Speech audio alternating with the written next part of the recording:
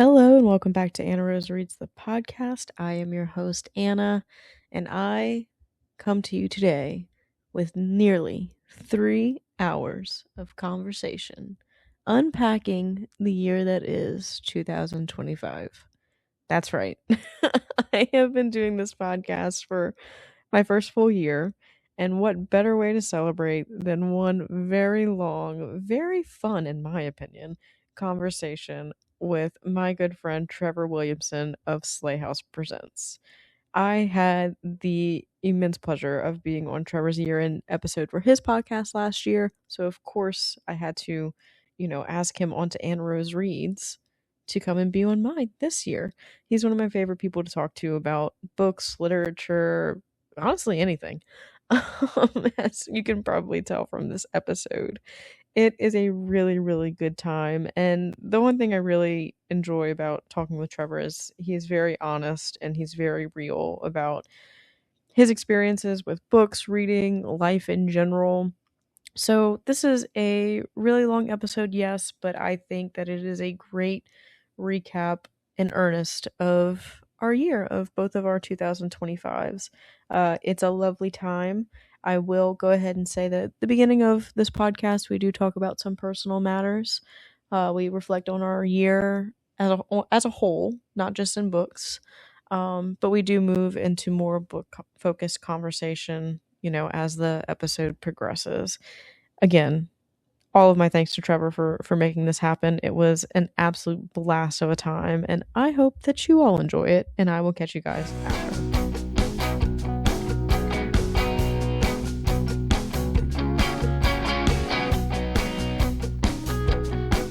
Hello, Trevor, and welcome to Anna Rose Reads. It's your first official visit on the show. This is very exciting to be a guest on your show. I feel like we've come full circle in a way.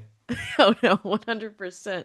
I am thrilled that you are here. It felt like, I was looking at the calendar of the year and like all that I've done, and I'm like, I gotta get Trevor on here. This would not be a year in podcasting unless we had Trevor on. So welcome to Anne Rose Reads. Well, thank you. It's a huge honor to be on your show officially for the first time. I hope not the last time, Oh, but absolutely not. to join your hallowed halls is just wonderful. Thank you, thank you. Well, we are here today to do a little bit of recapping and reflecting, I guess is the way that I want to frame this of Yeah. 2025. I know that a lot of people and like in the podcasting world and like in the world of listicles and best of lists and stuff, we try and like rank our books, and I think that I think a lot of people are doing a great job at that, and I don't want to throw my hat in that ring. I want to do something a little bit different, and I felt like you were the perfect conversation partner for this. Um, I just want to reflect on like our year, on like what we Yeah. achieved personally slash professionally within the book world, what we read, how it made us feel, and all that good stuff. So this is going to be more of like a general casual conversation about our Yeah. 2025. But in the event that people don't know who you are, the way that I know you, do you want to go ahead and introduce yourself and your podcast Slay House Presents? Yeah, so I'm Trevor Williamson. I am the host of Slay House Presents. It is a podcast show, much like yours, where I host a lot of writers from speculative fiction to talk about the books they've written and books that I also happen to love. So, a lot of my enthusiasm for doing the show is to just kind of take a leap of faith into books that are proposed to me Hmm. and see what comes out in the process of reading. And so I'm always kind of pulling at what it is that this book is trying to say to us about our contemporary moment, in spite of it being a work of speculative fiction. And as a result, I get a lot of really fun and very deep conversations with a lot of different artists where we will cover sometimes a little bit of the same thread because I'm on the spectrum. So I'm always kind of pulling at the same threads, like I don't know, someone who just worries that stone into a groove. But I also find that through that process, we cover a variety of different topics, and all of it centered on just what does it mean to live as a human being in very weird times. And I have a lot of fun doing it. It's a very cool show. I relate very much to your worry stone analogy. That's why I had to laugh a little bit there. But no, I think you do a great job of it too. And what I really appreciate about your podcast and you is you are so open-minded when it comes to fiction in general because, Mm, you will we were just talking about this before we started recording, but you will read sci-fi, fantasy, horror, anything that falls in between there. Like you are really great at providing like a full scope view of like speculative fiction right now. And I think that that's really really cool because mm, I wish I had the capacity to do that. I was just saying, I'm so picky about like my sci-fi and fantasy that I just mm. like my it's so hard to hook me sometimes with those genres. And I do think that there is a lot that those genres have to offer, and I just wish I could get to a place where my brain was like, yes, let's get on board with this world building and not freak out because we're not understanding it in 5 pages. You know what I mean? I do know what you mean. And I think a lot of that is because different genres require different shorthand. And Yeah. this is something that I've been talking about a lot with students, with other readers, because I run into that exact problem. And I've run into that problem personally, just as I think about reading things, is really what do I know about this as I go into it? I'm not a person who ever reads the back of a book. Yeah. Almost every time someone sends me a blurb for something or sends me, a request to cover a book, the first thing that I look at is not even like what the book is about. I look Hmm. at who else is talking about the book. Yeah, that's helpful. And yeah, I look at those blurbers and I think, okay, well, I know this blurber and I know what kind of fiction they write. So if we're drawing some professional comparisons here, I probably know this is kind of what I might get out of the book.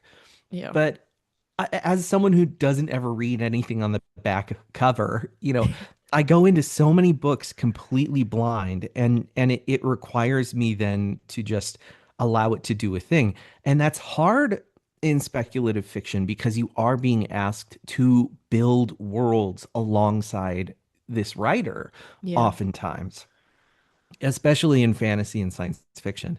So if you don't have the vocabulary for that, if you don't have a kind of robust trope library knowledge of what's going on, it can be really hard to understand some of these speculative genres and figure out what it is that we're really talking about. So this is something that for me anyway has been like a decade and a half in Yeah, no, in that the makes sense. making. It's like I have spent a lot of time actually reading a lot of speculative fiction, even outside of my interviews. And so Yeah. for me, jumping into the interviews was also kind of fun because I did so many horror interviews that my first fantasy like interview was like, oh shoot, I don't know how to talk about fantasy in the same way. And so I've had to build that lexicon for myself too. Yeah. And if you listen back to my show and you listen to some of those episodes where I'm talking about science fiction or I'm talking about fantasy, it is almost like I'm trying to put the rails in front of me as the train is moving. Yeah. I know what you And mean. I think I've gotten better about it over the last year. Speaking of 2025, on reflection, I've done a lot more genre than I have ever done before. Yeah. And I'm starting to feel a lot more comfortable and ambitious about the kinds of guests that I want to have on for 2026. So I don't know, building that lexicon, I think is really important, but it's also a struggle. I'm Yeah, yeah, yeah. still really uncomfortable talking about romance because I still barely understand all of its inner workings, and I'm challenging myself to try to figure out more. Yeah, no, that makes sense. And I think that what you allude to is just having the comfortability and experience within a book space is Yeah. so vital because like for instance, I think the same way that you look to blurbers is like kind of where I'm getting at with authors to where I've picked, my favorite authors, and at this point it's like I'll follow them anywhere. Like their Yeah. writing is so whatever. Like there's something about their writing, it varies for every author, but I'm like I'm picking up this book for this reason. Yeah. And genre doesn't really matter to me at that point. So I get to the point where I'm like you were. I'm like, oh, it doesn't matter what Catriona Ward is writing about this year. I'm gonna read it anyway. You know Right. what I mean? So I'm Yeah. getting to the place where you are, I think, to where I'm getting more comfortable with like it doesn't matter as much, but it's still sometimes it just takes me a little bit off guard. Like I know with King Sorrow this year, I was like, I just don't know.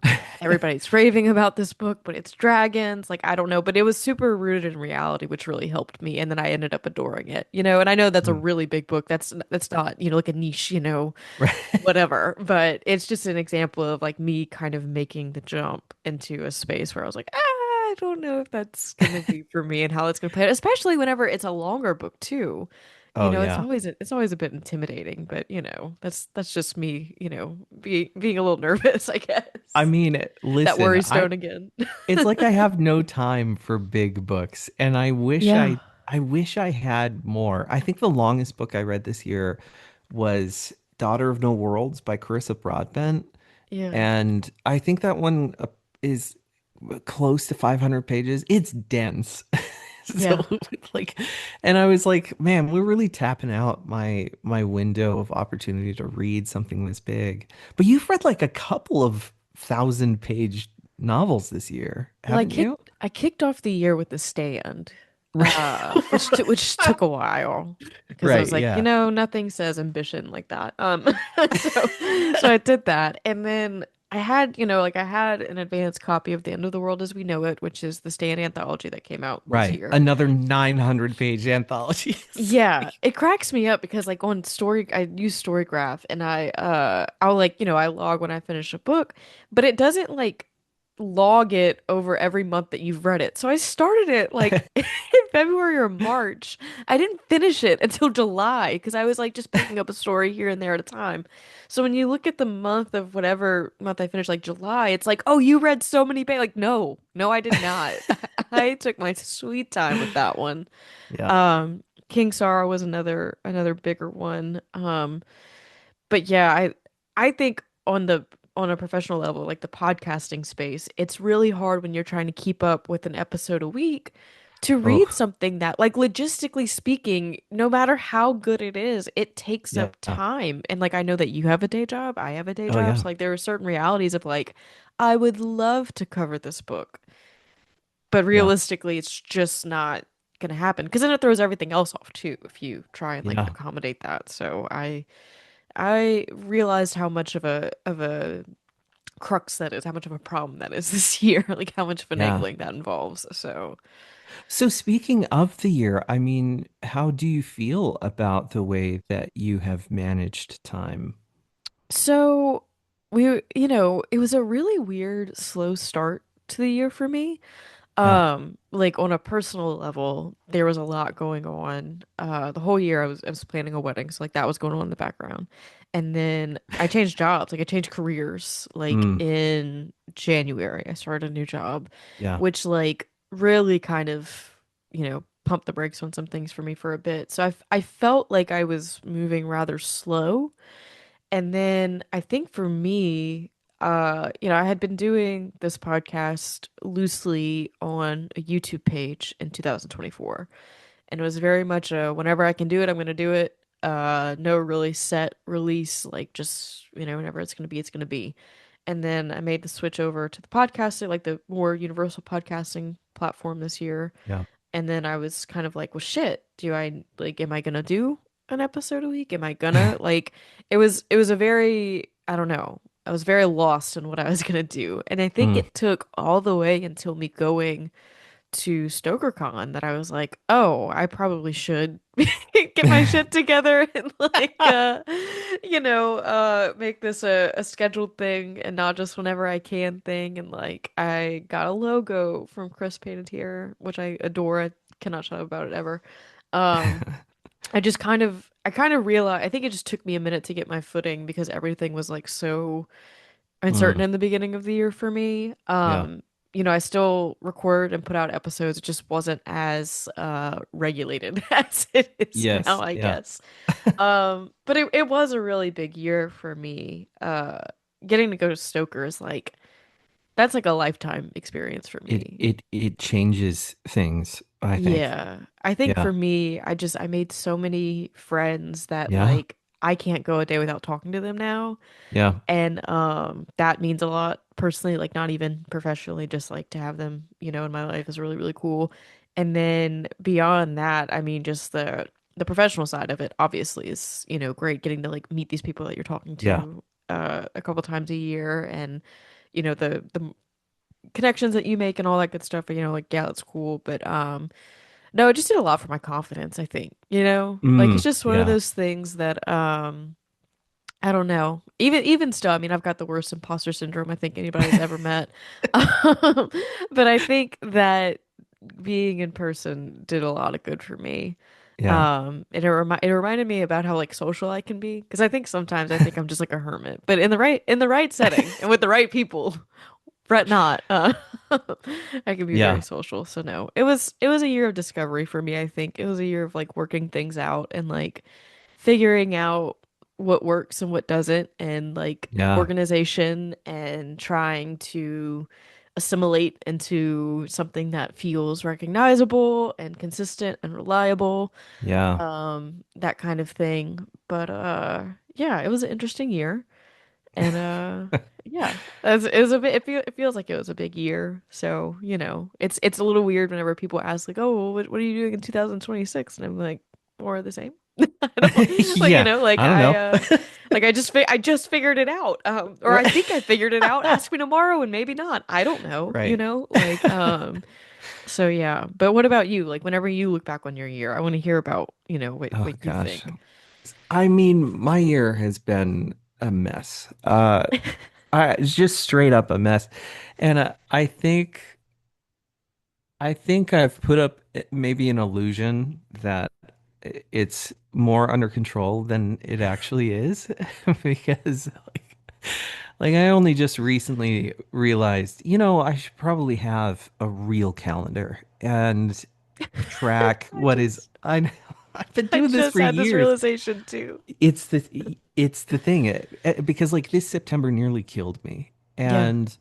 And it is because I said yes to things in March that then when it came time to pay dues, I was like, oh no, there's no way I can Yeah. make this go here. So I started the year, kind of like you with a lot going on. We talked about this in over on my show, last Yes. year. Um, but I was very much depressed and suicidal at the beginning of the year. And I don't want to go down that road, especially because I know that there are some people who are struggling. And, if you're struggling, please go get help. That was one of the things that I did was, go out and start therapy. And I took that very seriously. And so for about 2 or 3 months in my personal life, I was almost doing nothing. Yeah. The show kind of came to a screeching halt. I had a couple of guests, but it was really hard for me to revisit a lot of the stuff that I had recorded during the height of my depression and Yeah. then try to come back through and edit all of that and put that up for people. And it was hard. And so there were a couple of months at the beginning of the year where like I didn't even have any episodes. Like it Mhm. just, I think I went 2 months without releasing anything.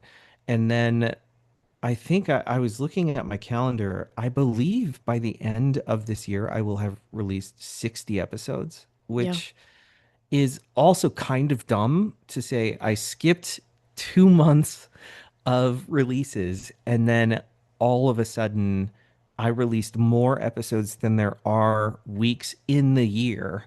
Yeah. And I have, you know, it's supposed to be a weekly show. So, um, it was kind of as I started to feel better about myself, I started to throw myself into more opportunity and to allow that to become the stabilizing factor in a lot of my week to week. I started to really take a lot of pleasure in that. And then I suffered another very, very serious personal blow in the summertime that completely upended my life. And went right back into, how do I even handle this? And working working through working through a lot of my feelings in the books that I was reading. Yeah. And again, as a result, I don't know that anyone else is maybe able to see it like I am when I Hmm. reflect back and I listen to a lot of the stuff that I've listened to or that I produced for the show. But I feel like there's a whole lot of myself that I have been in perpetual dialogue with Yeah. throughout the year. And coming to a close in 2025, it's strange because I don't even recognize the person that I was Hmm. last December. Yeah. So much has changed. And I think it's changed mostly for the better in spite of everything in the world, Yeah. you know?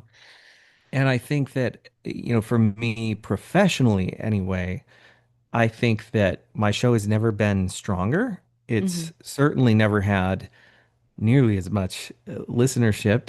I saw a really strong bump in 2025, and I think that has also resulted in a lot of new opportunities that I'm very excited about. So it's a bittersweet year. It feels like in a lot of ways I've grown. I have become a lot more of the interviewer I want to be. Yeah. And in the same time, I'm like flailing my arms around on fire, being like, help someone. I don't know what I'm doing, but I kind of know what I'm doing. And the fact that I kind of know what I'm doing scares me maybe a little bit more than when I have no clue what I'm doing. Well, I relate to that very much because I'll catch myself like reaching out for opportunities and then the time comes to executing that opportunity. I'm like, what the fuck was I Oh, thinking? Like you are in over your head. Oh my God. Who do you yeah. think you are? Yeah. Yeah. I relate to that a lot. But I do want to revisit, you know, what you mentioned about going through the beginning of the year, and choosing to like go to therapy and all like that's such a big thing, man. Like It's so hard.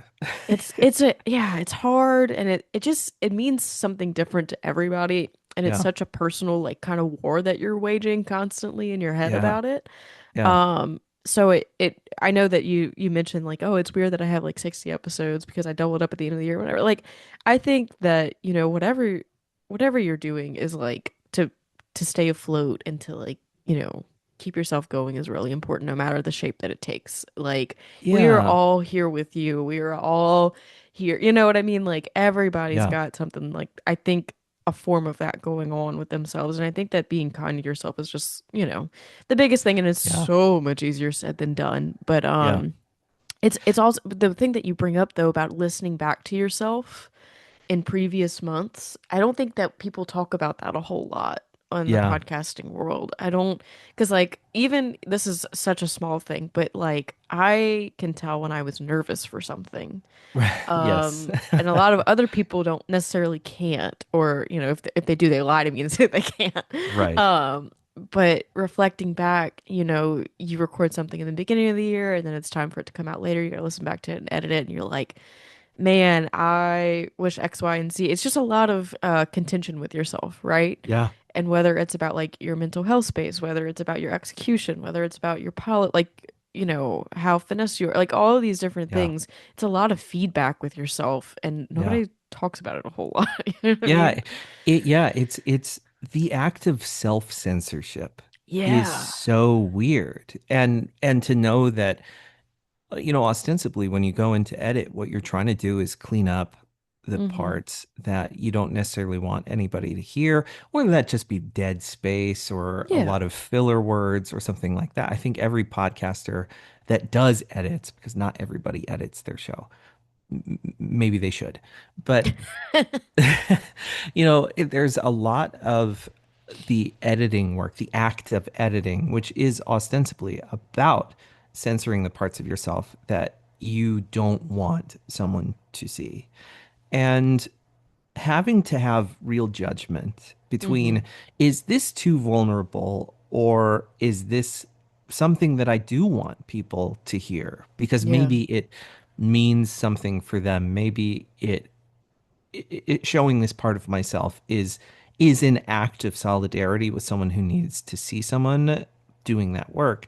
And so it's always like having to have real dialogue with yourself and the things that you've said, but also try to clarify through the edit what your intent actually is Yeah. for parts of these conversations. And boy, is that hard. That Yeah. is a lot of introspection and a lot of self-talk. And when you do it mindfully, Mm-hmm. I think there is something therapeutic in it, but I also think that it demands a kind of vulnerability that not everyone is ready for in the podcasting space for sure. Yeah, it's a lot of focus on yourself, which is not it's not fun. Like I still cringe whenever I go to listen back and I hear myself sometimes. Like it's still something that like you are not meant to hear your own voice this much, I don't think. So somebody needs to do a psychological study on all of us who do listen back to Yeah, ourselves all the right, yeah. time. The number of times I cut just a stupid story is really, really unfortunate. It's also funny because I've realized that the way I talk now Hmm. in public is different than I think I've ever talked before Yeah. because I've had to do so much aggressive editing of the filler words, the ums, all of that, that it has completely restructured the way that I talk. I can definitely see that. I don't know that I've reached that point, but I can see that I'm on my way there. So Yes, I very much it is understand that. it's a long form revision of self just over and over and over and over, week by week by week by week. Yeah. Pretty much. But the one thing I want to bring this up for you before we get into what we actually read and all this good stuff. Um, I'm not trying to like pick on you when I say this, but you had an interview this year that just blew me away, and I feel like it's some of the best stuff that I've heard in, general podcasting and just in general, but I think also knowing you and like how much that interview it meant to you Mm, and everything, like it was just the icing on the cake, really. But your interview with Chuck Tingle yeah. about Lucky Day, that is an interview that is like a resource to me now. That like if I'm having a shit day, I'm like I need to go listen to that. You know what I mean? That Yeah. interview was incredible. And I don't know if you view it as like the hallmark of your year, and like I don't mean to project onto you or make you say that it is or it isn't, but I'm just saying the work that you're doing is very important, and like if I had to pick one thing that feels so emblematic of that, it's that interview. Thank you. I might cry. Uh, yeah, that interview I think was really revelatory for Yeah. me in a lot of ways. And I think maybe that is the Hallmark interview. It's the one that I think I can point to and say, this is what I do. Hmm. And I feel very proud of that interview, not necessarily because of anything that I quite did. I mean, like, I think Chuck is the one who just absolutely blows me away with the way that he thinks. And I think what was special about it was just being able to find that connection Hmm. and being able to open that door to him to really share some of his thoughts and experiences, and then to be able to have the opportunity to reflect with that in the moment with him. That was really wonderful. And I think that for me, that is kind of the whole turning point to a lot of my own mental wellness and my own comfortability as a podcaster, as an interviewer, like just as a person. Yeah. I think that that was a full circle moment where it felt like it felt like what I was doing really mattered. And in the wake of that interview, I will say I've had a lot of feedback from people who Hmm. have just dropped me an email or jumped into my Instagram mailbox or whatever who have shared a lot of similar feelings and have shared a lot of their thoughts on what that particular interview meant for them. And that has been a constant source of joy and affirmation Hmm. in a period when I really have felt often, what am I doing? Is any of this worth it? And I think in the wake of that particular interview, I have seen so much more from other people who have started to come forward and share their stories with me or share their experiences with me and feel like they can trust me Yeah. with their feelings. And that is so much more than I ever thought could happen by just doing a dumb podcast where I talk about things that I love, you know? Well, it's not a dumb podcast, but and I think that you're selling yourself a little bit short because I think that, and I've talked about this a lot. I think that vulnerability is like a learned skill. Like being Mm, able to like be comfortable and like go there is something that you have to actively like kind of correct yourself with, I think sometimes, yeah. especially in today's day and age. Or at least for certain people, like certain personality types. And I think you and I tend to have that similar personality trait of like, but I think that showing up on your end in that way, I know that you said that you feel like, it was Chuck's responses and things like that. And don't get me wrong, he's phenomenal.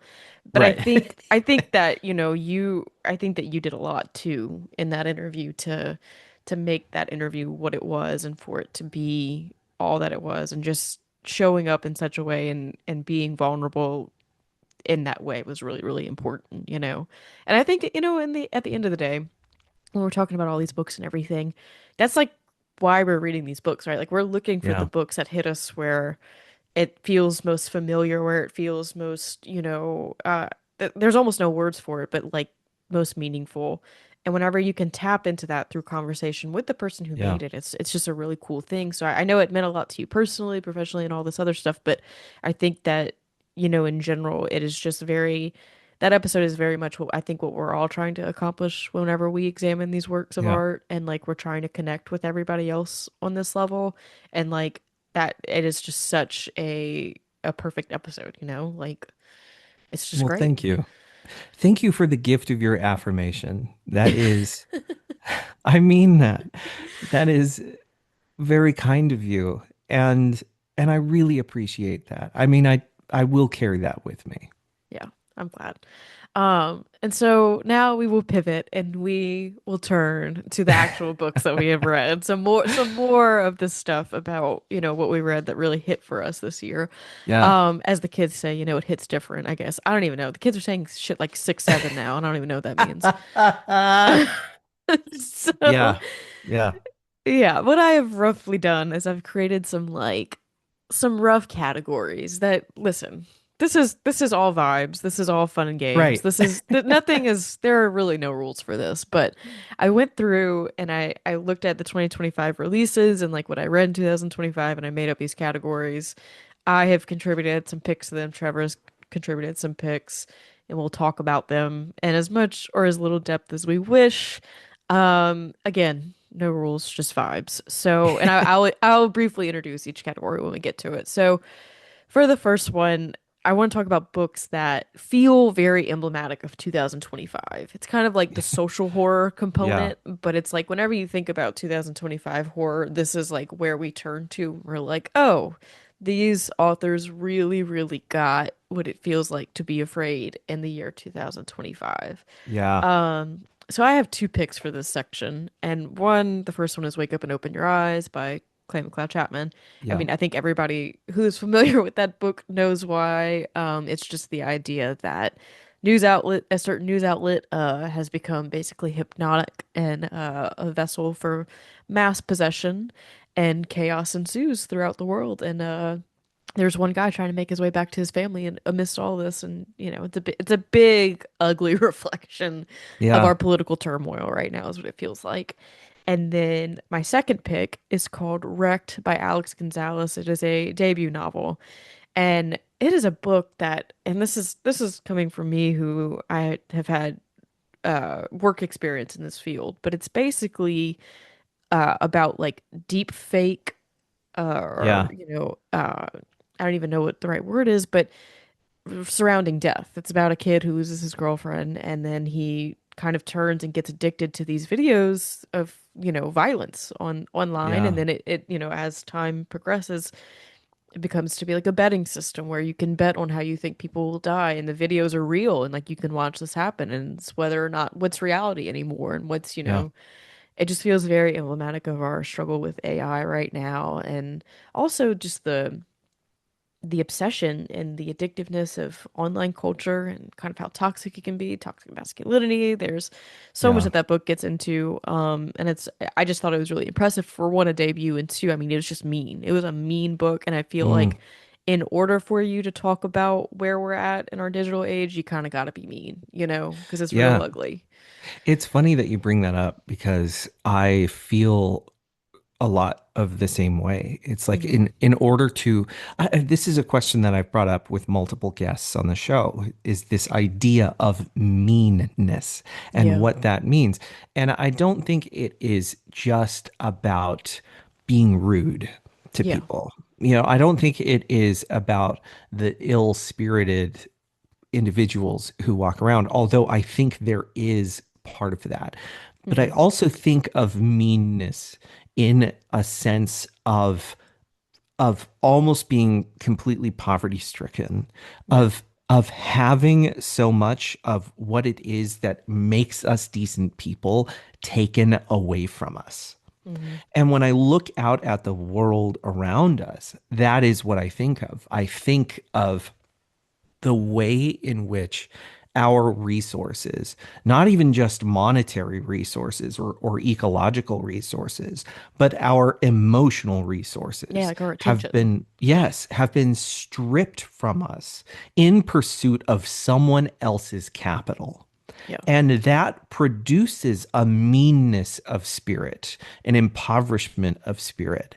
And I think that both of these books that you're talking about, Wake Up and Open Your Eyes and Wrecked, are both capturing that meanness. When you have brought up this category, I was also going to put Wake Up and Open Your Eyes because Yeah. I think that this book really struck a chord for me Hmm. in reflecting on the way, not just that one side of society is destroying the fabric of who we are, but also the way in which this division creates such destructive tendencies across the board. There are no good guys Yeah. in this particular book. Even at the end of the book, when you see the first 5 minutes of the apocalypse, as Clay calls it, Hmm. I think you're left with a lasting impression that there is no coming back from this because Yeah. there is no decency left. Well, it's like the absence of hope, right? I Yeah. think both what Alex and Clay tapped into with both of these books, respectively, is just like I think we might be past the point of no return. Like they're saying I can't think of a solution to this. You know what I Uh-huh. mean?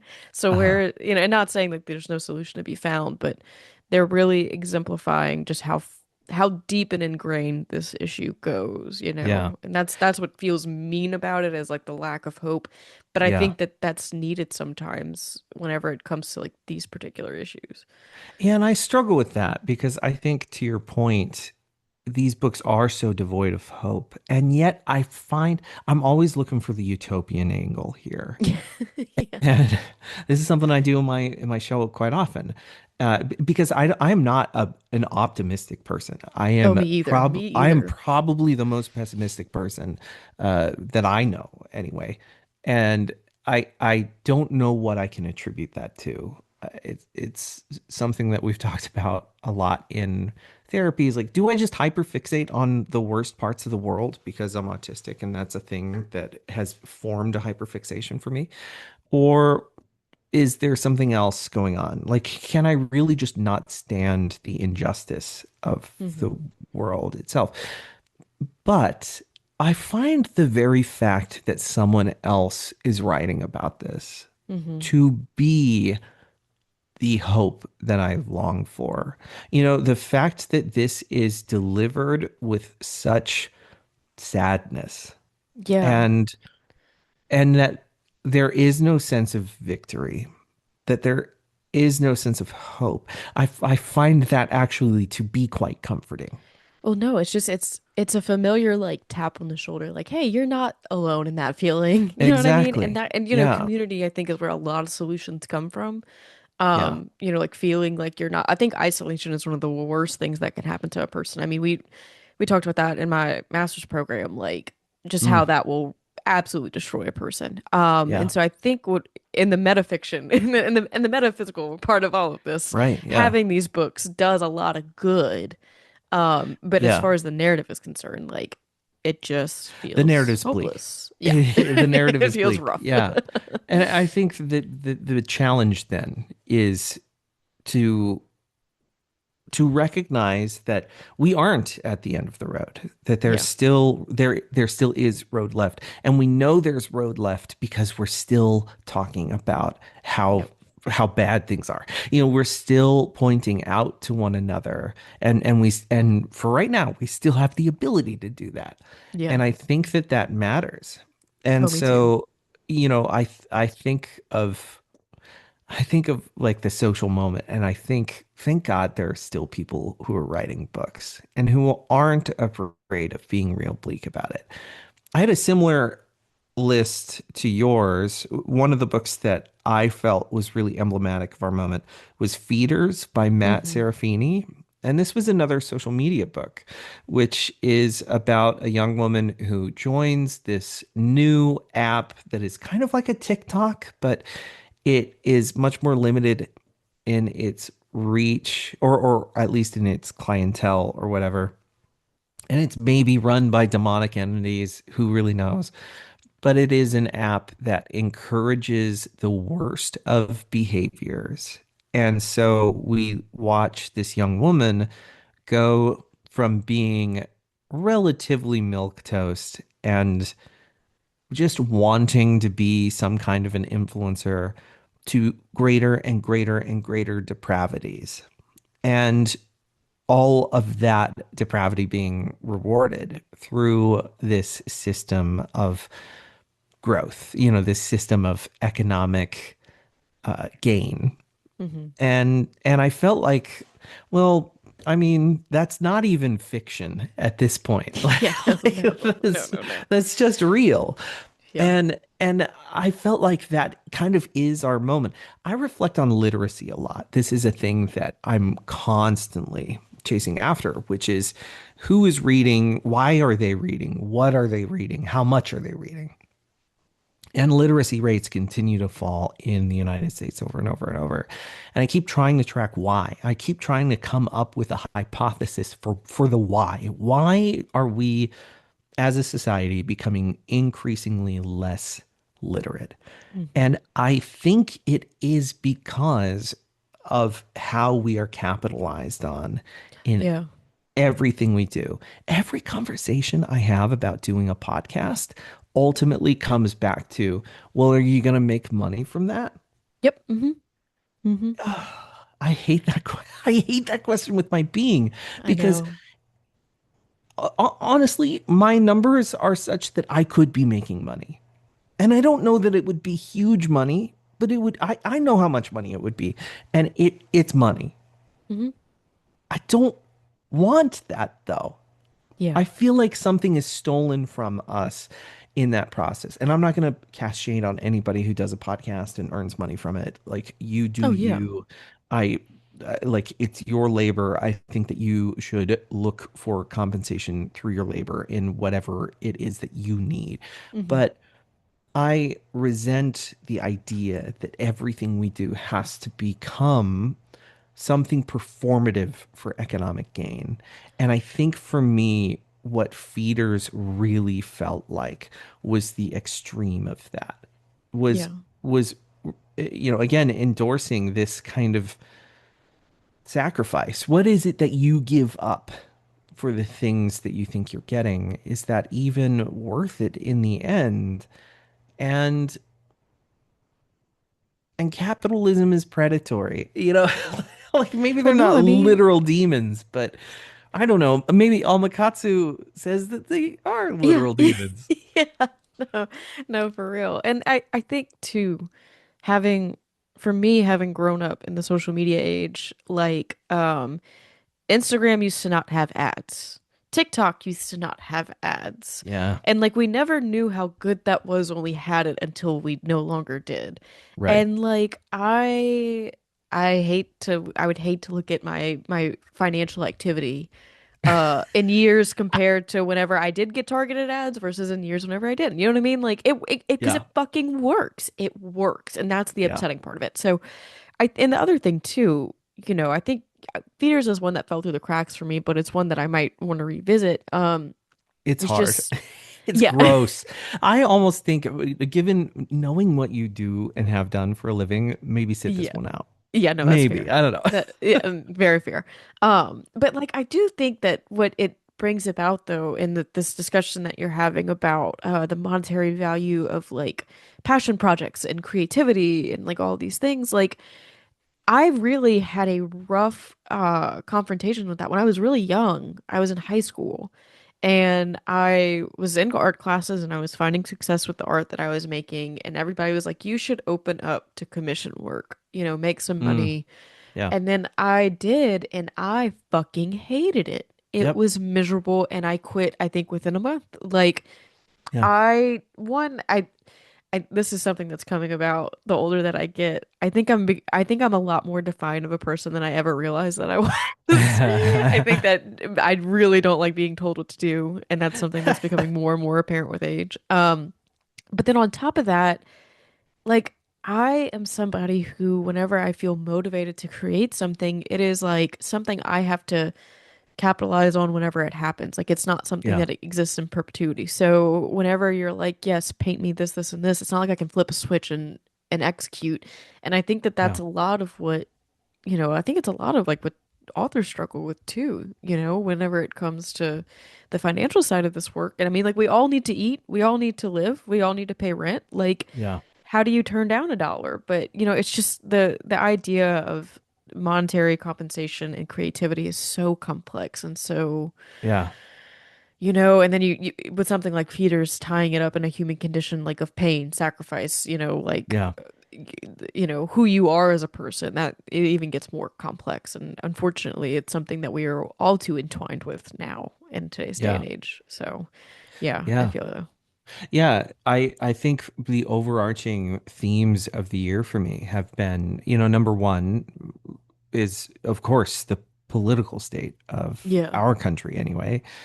I think that this only continues to deteriorate in a lot of ways, and I think that the problem is that people don't even necessarily know the way that they're being worked on, Oh, and yeah.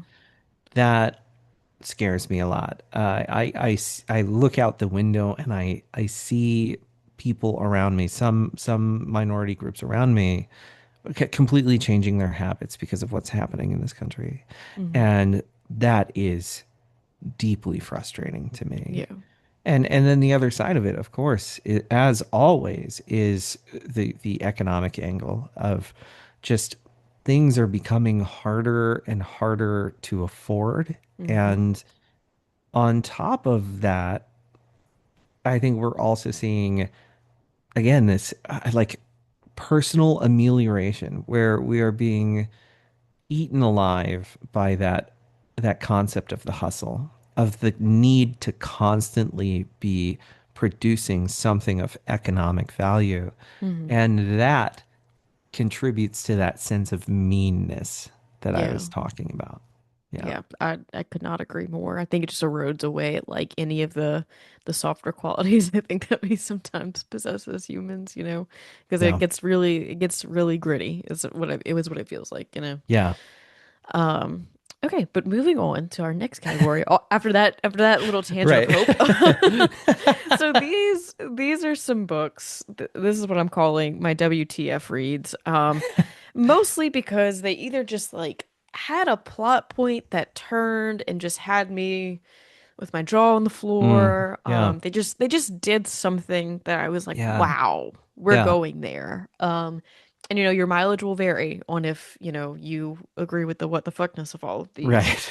Um, but for me, they didn't necessarily like change my view of life, but I was like, oh, okay, this is capable in literature and horror literature in particular. So, I'm going to start off with Senseless by Ronald Malfi. That book had me screaming multiple times when I was reading it, just because of the plot twists. It's a book that has three separate storylines involving there's an actress and her husband in Hollywood that seems like how could this tie into the rest of the story? There is a haggard detective that is giving very true what's it called? True Detective vibes. Mm. And there is, a dead body is found in the desert, and then there is the point of view of this man who believes that he is a human fly. And somehow all three of Oh. these come together. Yes. All three of these come together in a way that just absolutely I was like, wow, okay. That wow. The same can be said for Victorian Psycho. Um, this book it's by Virginia Fieto. I think I'm pronouncing her last name Fatal. correctly. Yeah, fatal. Fieto, yes. Hmm. Um, just oh my God. I love it so much, mostly because it's one of those times that it's just a character who's allowed to be so audaciously terrible Right.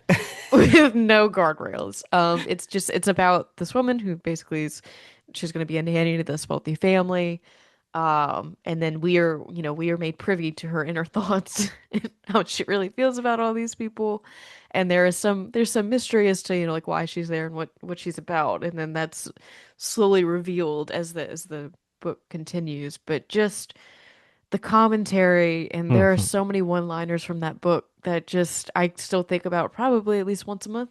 And I read this back last December. I read this actually Wow. on Christmas Eve morning, and that's when the Oh, book is wow. set. Oh, So okay. you Maybe want I to talk have to read about, it for yeah. December. This is actually weirdly enough, this is a student favorite book of my classes this year. I I can assign believe it. yeah, uh I assign an essay at the end of the year where Hmm. students have to read something of contemporary world literature. Yeah. And what they really need to do is just like, I don't know, just make it somebody who's not just of like the dominant white American culture. That's what Yeah. I'm really asking for, you know. And so I give them like a big list of like, here's some recent stuff that I think is kind of interesting, and you know, maybe check this out. And I think maybe this one was popular because it's short, but Yeah. it it for whatever reason, I had multiple students pick up this one specifically to talk about and rave about how much they loved it. Well, it's just the way that it's done too. It's like there's so much style and finesse and like dare I say like swagger to it. Like it is so unapologetically terrible that it's funny. Like it's like it's Yeah, one of the just such a unique reading experience. Like there's almost no words to describe it. So I totally get the appeal to the masses on this one. You're not yeah, gonna pick, I don't think that you'll ever pick up another book quite like it. And if you yeah. do, somebody tell me what it is. And then my next two are mostly just like they took horror to the next level for me. And Mm. one of them is a short story collection. It's The Poorly Made and Other Things by Sam Rabeline. He's just got this like imagination He's out the going. wazoo. He like the shit that this man comes up with. I'm just like, I don't know where it comes from, but and then like not only does he come up with it, he can execute on it in short form too. Yeah, Like these are like some of these stories are very, very short.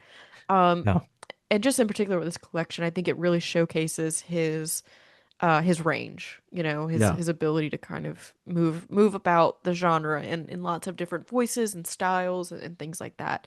And it's yeah, all set within his world that he's built, which is very cool over in Built County, which, I'm just a sucker for having that and playing in that sandbox. yeah. It's so So that's ambitious. yeah, it's such a cool thing that he's done. And then the last one is Come Knocking by Mike Bachman. I don't know. There was something about this book that just made me nauseous. That Oh, just, I mean, there's, I think. the setting, like the thing of it is it's completely plausible in my eyes. So it's set in this like immersive play that takes place over several stories. I think that there's a real life like component. There's like a comparison. I don't remember what play it is at this point, but basically just one night everything goes wrong and a bunch of people die. And so it's Yeah. told, in like kind of an epistolary fashion where you get interviews and letters and like all this stuff.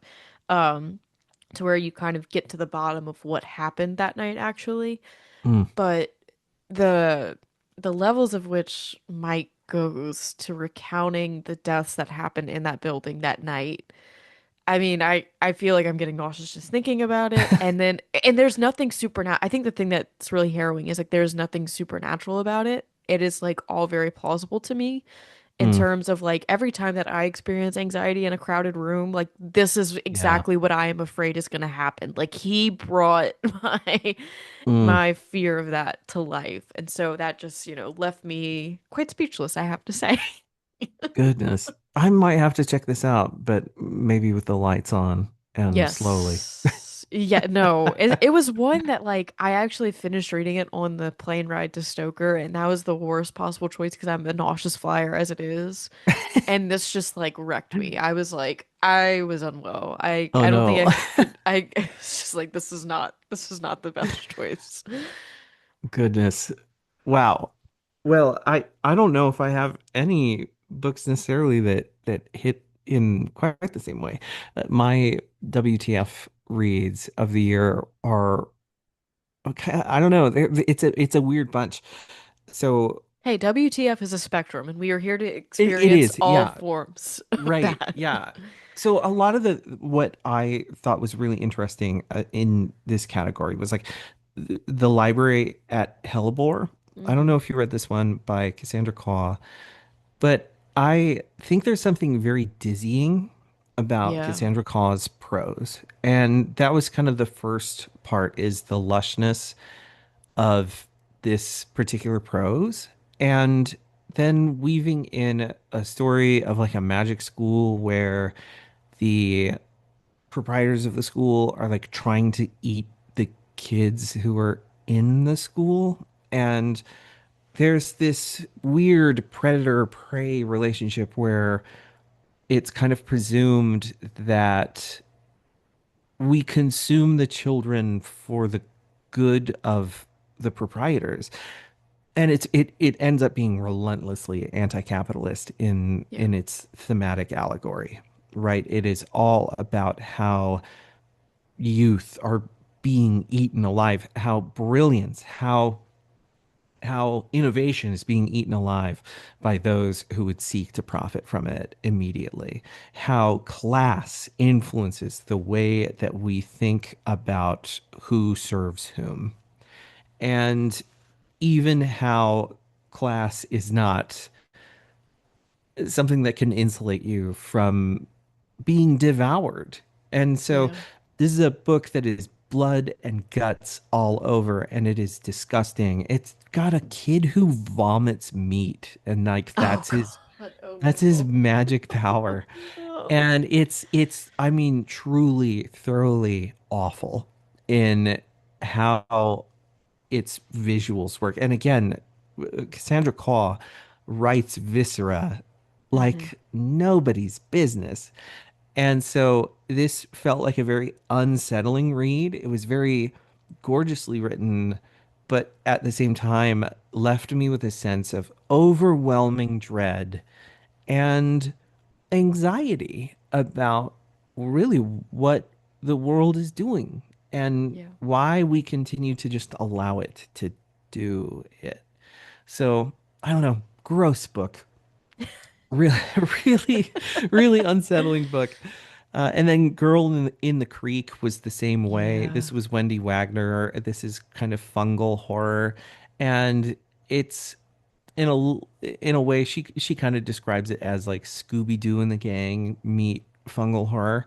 And there was just one scene in particular in this book that grossed me the fuck out, like no book has done this year.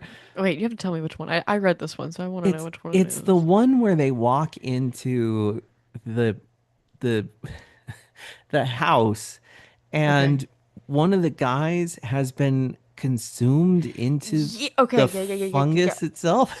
Yeah, well, It's it's like he is the house, right? Yeah, he's Yeah, become yeah, yeah. fused in with Oh, the actual architecture of the house itself. It is absolutely unhinged, gross out. And I'm with you. I I'm with you was full not percent. expecting that in Girl in the Creek. I was not expecting it. So just kind of wiped me out a little bit.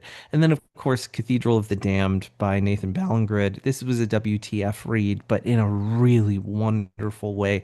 And I think that what I love about Ballengred is that he writes for the effect of awe in so much Mm-hmm. of his work. And so this is a science fiction or, yeah, sci-fi horror, I would say. Yeah. But it's not sci-fi like you think. There's no hard Mm-hmm. sci-fi here. It's all pulpy vibes. And Yeah. as a result, you just have to kind of go with it. You have to be like, oh, a man's brain in a jar floating through space and he's still sentient and has control of the jar. Why not? Okay. There's a giant spider on the moon that rides moonbeams and opens up portals into space. And you just have to be like, okay, Yeah. Sounds and good. go with it. Let it take you for a ride. And you end up with this really bittersweet novella that explores so much of the way that we feel broken Yeah. and whether or not the broken parts of us are ever redeemable. And I fucking loved this novella. I loved Yeah. the first one. It was weird, it was wonderful, but this Yeah. second one broke my heart. And it's got a giant space riding centipede in it. It's so fucking bizarre. It's just wild. Well, I read the first one, The Crypt of the Moon Spider, and I loved what it felt like it was saying about like institutionalization, Yeah. women, like like I was like all on board for that. Did it weird me out? Absolutely. And I was like, I haven't picked up Cathedral of the Drowned yet because again, this is one of those things. It's like I just don't know if my brain will be with it and on it if it is willing Right. to go. Yeah. But I desperately want it to be. I want it to Yeah. be so bad because it I sounds incredible. I don't know what it is. Both of these novellas now, I cracked them open and it's like a whole section of my brain just went euphoric Yeah. immediately. And I was like, this is the stuff. This is what I have lived my whole life to read. And I just gobbled it up feverishly. And then with my mealy mouth, looked up and smiled and said, more. I want more. Please give me more.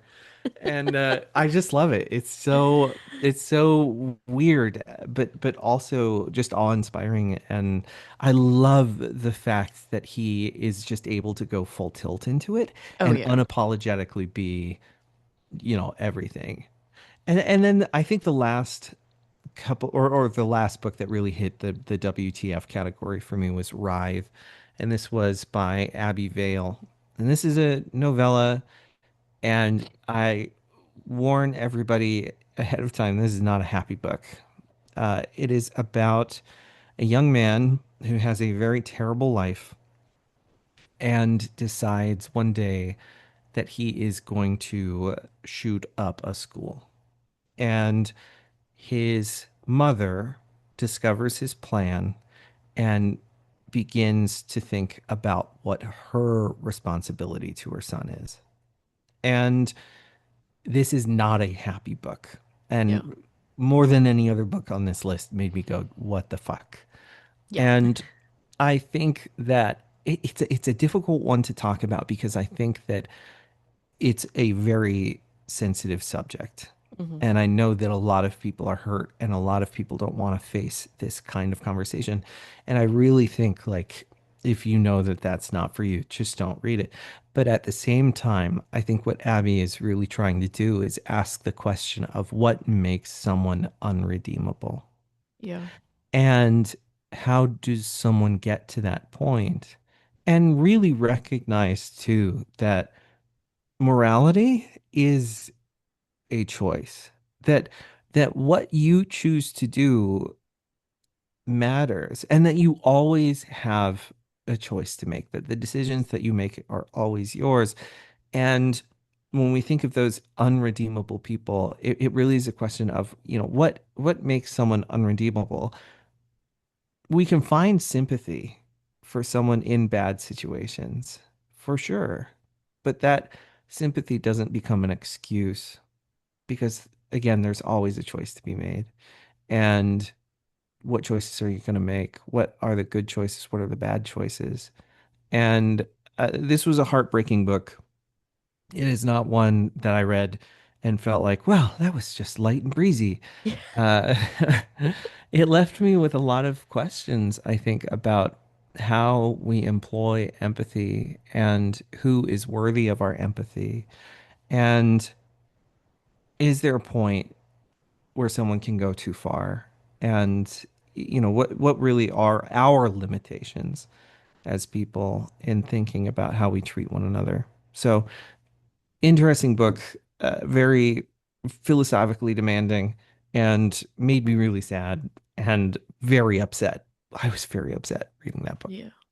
Yeah, I had actually picked this one up to read. I had just finished Scream with Me, which I'm going to talk about a little bit later. Yeah. And I was like, really, Scream with Me is such a complicated book because it's nonfiction and Mm. it's just wonder. I mean, it is an I accomplishment. I loved that episode that you did Ye- on that well, one. The author Eleanor Johnson's just incredible, but you leave that book with a lot of mixed feelings because again, it's nonfiction, so you're talking in fact and you're Yeah, reflecting on the state of the world, and so you walk away from that book with a lot of mixed emotions. And then I went to pick up Ryan, and I was like, I just don't think this is the time for this with me. Like I think I'm carrying around it's enough hard. anger Yeah. for a while, so I put it down for now. But it's one that I'll probably revisit when I'm in a better headspace to approach Yeah. such a topic. Yeah, I think it's a hard one to read, and I honestly do not think ill of anyone who would, choose not to Oh read it. yeah. But I also really respect Abby for having written it because I think she does write it with the sense of trying Oh to yeah. really dialogue with what this is. And I think the reason why I can read it is because I know that she's not trying to exonerate anybody in the same time as she's trying to ask us to be thinking about how we think, to be thinking about how we interact, to be thinking about the pain that we carry with us and how we deal with and identify that pain. Yeah, I think it's a great conversation starter, Yeah, it's starting a conversation with a really big problem that we don't know how to talk about. yeah. I don't think that we've ever figured out how to talk about it, and I don't know that we ever will, but I think that, Yeah.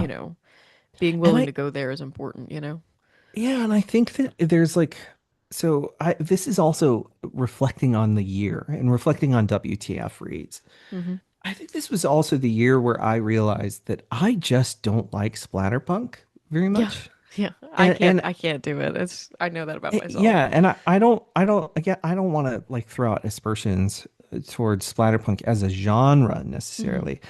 But I do think that there are a lot of writers who are not sensitive to Hmm. what it is that they're trying to do.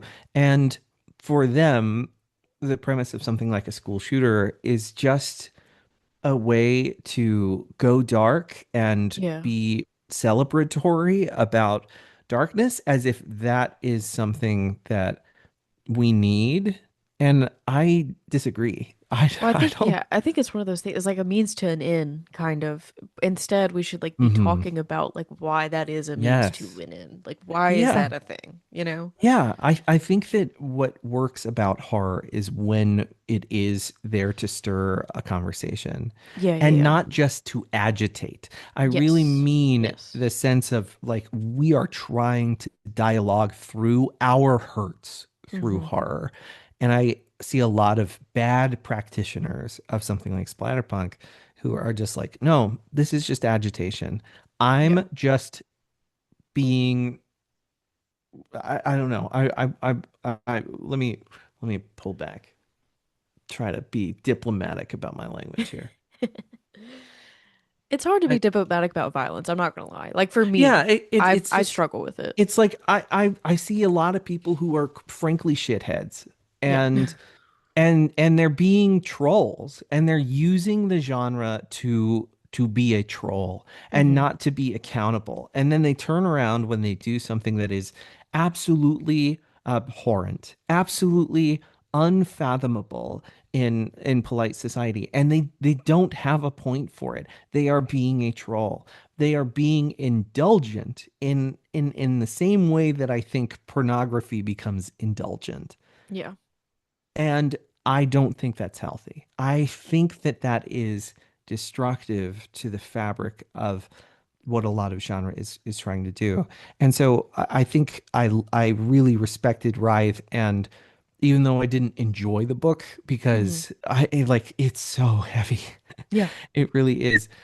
I think that the book is doing work because Abby is doing work, Yeah. and that makes a huge difference. It really is trying to have dialogue and not just presenting uh, whatever. It's not Yeah. preventing or presenting troll stuff. Well, I think for all of us, whenever we're met with any kind of opposition to like what we read or the horror genre, which I mean, inevitably we are. There are people in our lives who are like, why do you whatever? Like they Yeah. have the idea of what I think a lot of splatterpunk does, like that reveling in the violence without really a whole lot of cause in a way that feels productive to Yeah. us. So I think that for us, like whenever we're trying to say like this is all that horror can do, a lot of people have the caricature of it and like how it isn't productive in their head. And you're like, it just feels Mm. like an uphill battle, and that's the thing that kind of keeps slowing us down sometimes, I guess. Mm. Yeah. So It certainly doesn't help a lot of yeah, things. yeah, But, exactly. again, I mean, I'm a horror lover. I love when horror does address our hurts.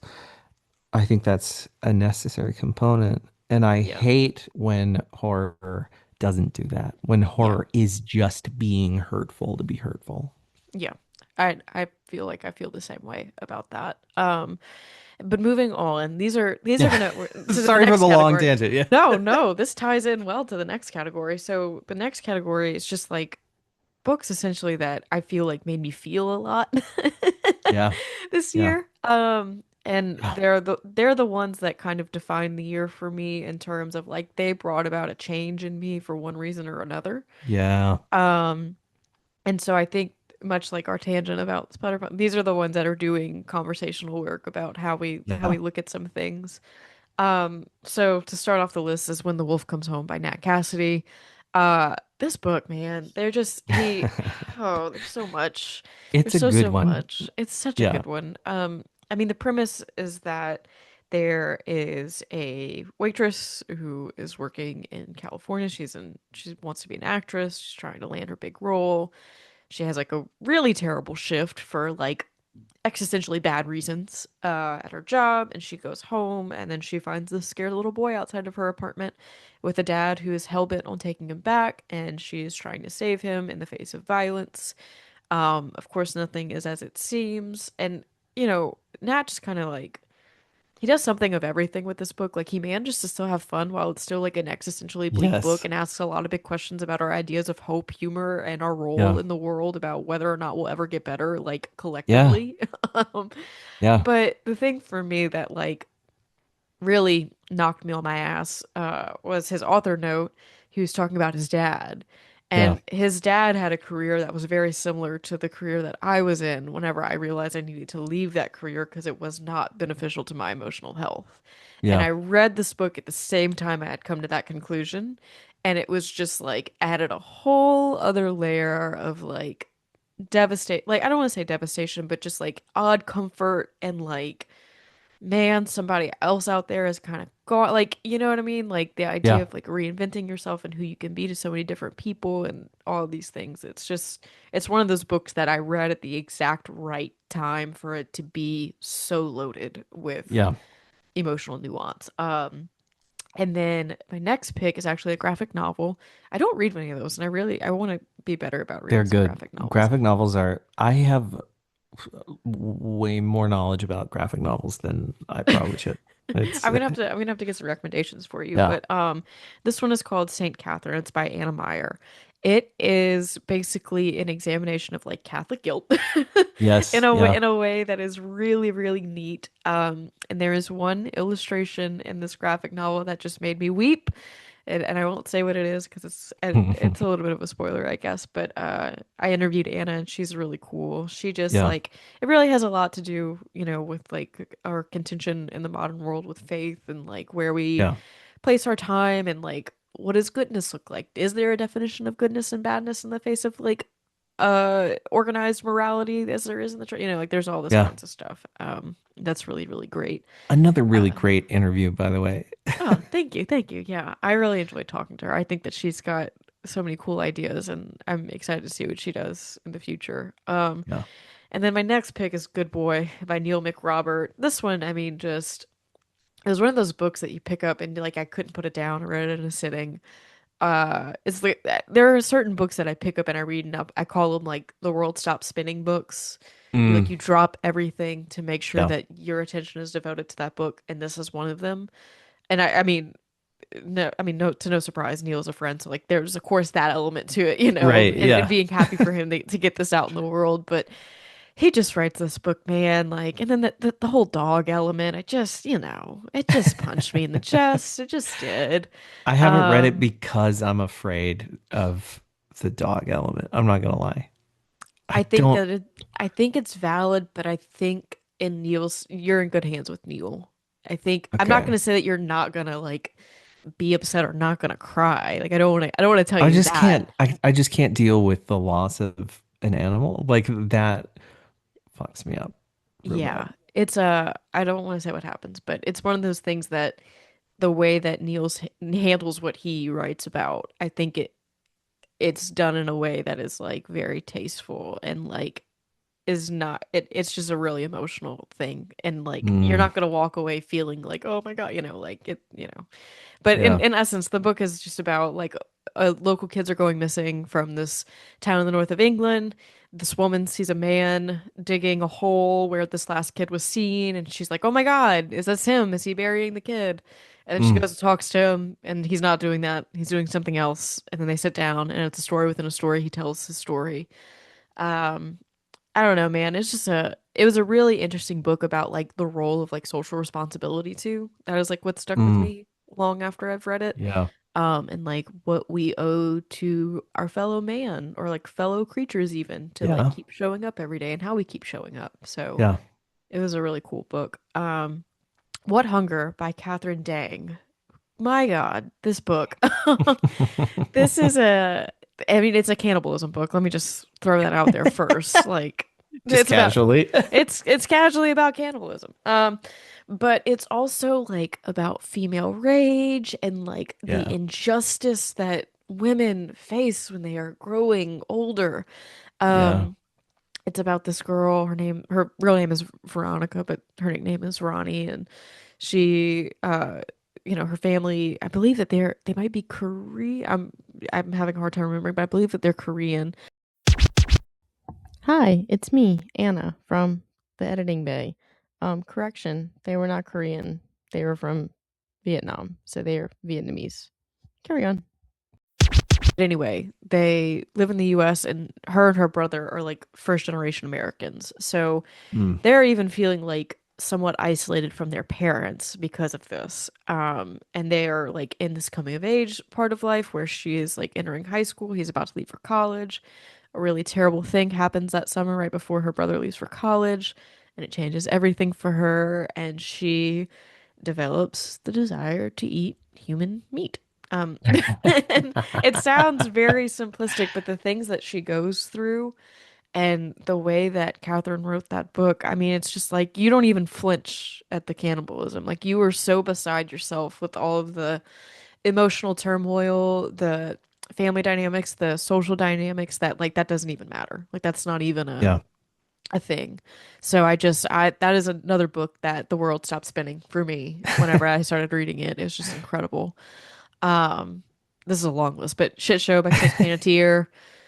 You would not think that a book about a latrine technician would make you cry, but he found a way.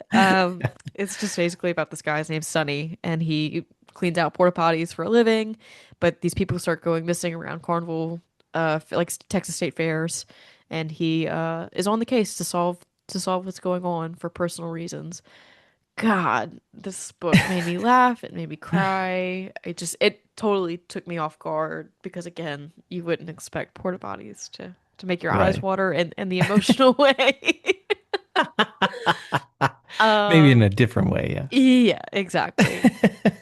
And then Itch by Gemma Amora. This is not out in the US yet. It is out in the UK. You can get the ebook right now. But another book about like female rage that just Yeah. fucking hit the nail on Hmm. the head. You know what I mean? It just Yeah.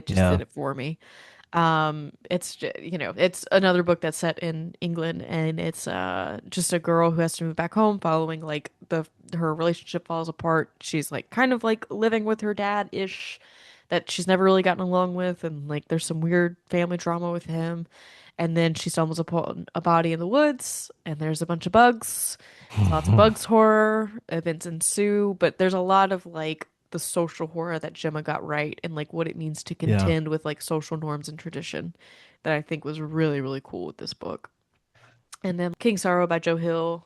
I mean, he does not need another, he does not need to be promoted anymore, I know. But this book, the way that he ended it, I was really surprised and just like really, really happy the way that he ended that book. It really did it for me. But in essence, it's about a group of friends over the course of I don't know how many years, but starts off in college, ends when they're in their like 40s or 50s, I think. They make a deal with the dragon that they have to kill somebody every year for their for their protection. They don't know that it's for every year for the rest of their lives. They think it's just 1 year. So then they're like, "Shit, how do we get out of this?" Mm. And that's where the novel goes and all of their lives as they grow older, whether they grow apart, whether they grow closer, all these different things. It does a lot. It does a whole lot. But again, the way that Joe decided to end that book really blew me away in his service that he did to female main characters. I know it's one of Mm. those things that we like it's kind of a thorny topic because it's like, female main characters should, just be written as good characters and but Yeah. Joe does that and I do think that we need to celebrate it whenever it happens in this way. Yeah. Oh, Rachel Harrison's Play Nice. I mean, all of Rachel's books do this to me, but Play Nice in Of course. particular, the social moment that we're having in regards to like trying to change how we treat women and like how we think about Yeah. women in a way that is not they're crazy, it's not they're, Yeah. hysterical, they're not, it's so important, I think. And it that this book, Play Nice, has actively corrected the way that I think about judging people sometimes. Yeah. I mean, it's set in a very grounded real world sense in that, like the main character, Cleo, is an influencer. She, her family, her mom and dad are divorced. She's got two sisters, but she's pretty close with her dad, estranged from the mom. The mom dies. Not a spoiler, this happens like in 2 pages in. Um, and then, she has to have kind of like this reckoning with her sisters because they end up inheriting the house that they grew up in, which is allegedly possessed by a demon. It's like a different version of a haunted house. And Cleo, thinks that she can handle anything. So she's like, oh, I'm going to go renovate it for influencer, clout and like for content. And then when she gets there, it's much more than she bargained for.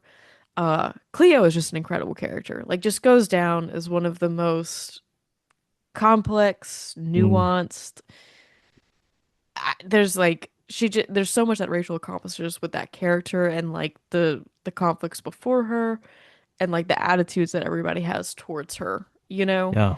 Yeah. Um and again, it just really gives you that whole book gives you pause for how you think about people, Yeah. you think and how you judge people sometimes. So it's just doing really a lot of heavy lifting with a very I don't want to say simplistic plot, but it's rehashing like the Amityville horror, right? In Yeah. a Yeah. lens that is challenging the way that we are, which I think is Yeah. just so brilliant.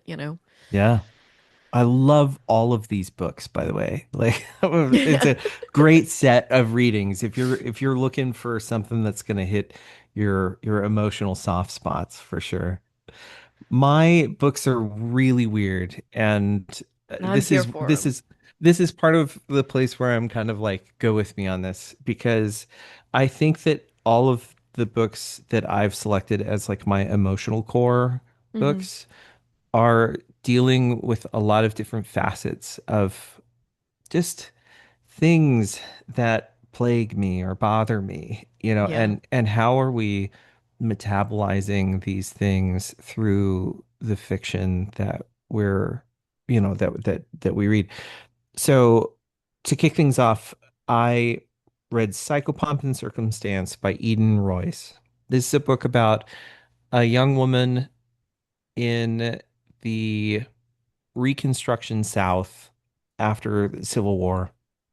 She's part of a wealthy black community, and she is asked to become the pomp for her late aunt's funeral. And in so doing, goes to try to deal with her aunt's estate and try to figure out what it is that her aunt may have wanted in this funeral. And comes to uncover a bit more about herself in the process, because this becomes not just a process of taking care of her aunt, but a process of emancipating herself into a life that she wants to live. And so it has a lot to do with trying to understand the ways in which we dignify one another and how easy it is to fall into a trap of using one another inappropriately. And so, what does it mean to really find dignity? And there are some portions of this book, it's not very long, Hmm. that had me absolutely weeping. There are two scenes in particular that just broke me apart. One was a scene in which a young man, again, a black man in Reconstruction South, was lynched by a white mob. And she, the main character, and the man who decides to try to perform last rites for this young boy, they go about trying to soothe his spirit and give him the dignity that he was not given in his death. Hmm. And it broke me apart. Yeah. It was absolutely gorgeous. And then the final funeral scene itself was full of fantasy and whimsy, but also very emotionally grounded in what this woman meant to her community and what kind of community she built. And it was another one of those, just absolutely broke me open Yeah. and made me weep. So, I mean, page for page, this one was the book that I think most emotionally wrecked me this year.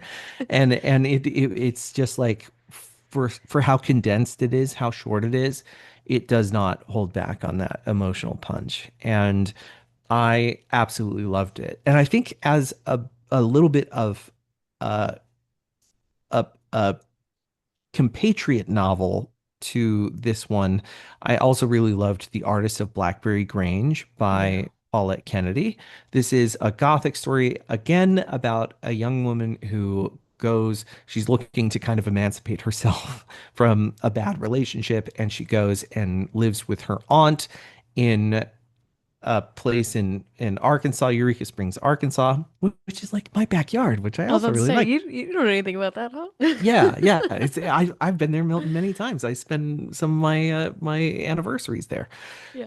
And in so doing, she encounters this very rich interior life of her aunt and comes into contact with all that her aunt has experienced. And again, it is some of that process of how do we dignify those around us and what are the lives that they've lived. And I find myself thinking a lot this year about that sort of thing because my grandmother went through cancer treatment this year and chemo. My mother has survived cancer treatment as well.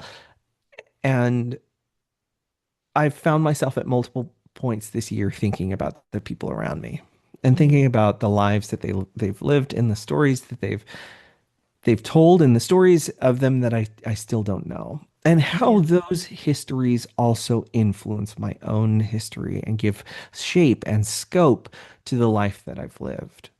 And I found The Artist of Blackberry Grange to be a beautiful book in that sense of trying to work through someone's life and understand how that carries meaning to us as well. So it's a really beautiful book. Really liked it. The Haunting of Bellington Cottage was another book that really hit me this year. This is a middle grade book by Laura Parham, and it's about these two girls who are taken on a trip by their parents just out into the the the woods in upstate New York, and there's nothing to do, and they're trying to figure out how they relate to one another again as they've grown older. So some kind of early teenage, I think they're 14, the two girls Hmm. are Yeah. 14, and they were friends when they were 9, but it's been a few years and they don't know how they've changed. And both of them are going through that process of growing up anyway and finding that the people that they're becoming aren't necessarily the same people that they were. And that is difficult. Who are Hmm. you? How do you figure out who you are? And I love middle grade for this Yeah. because think that, on the one hand, as a fully formed adult, I think that it is interesting to look back on that part of my life, but also to understand that my growth is not,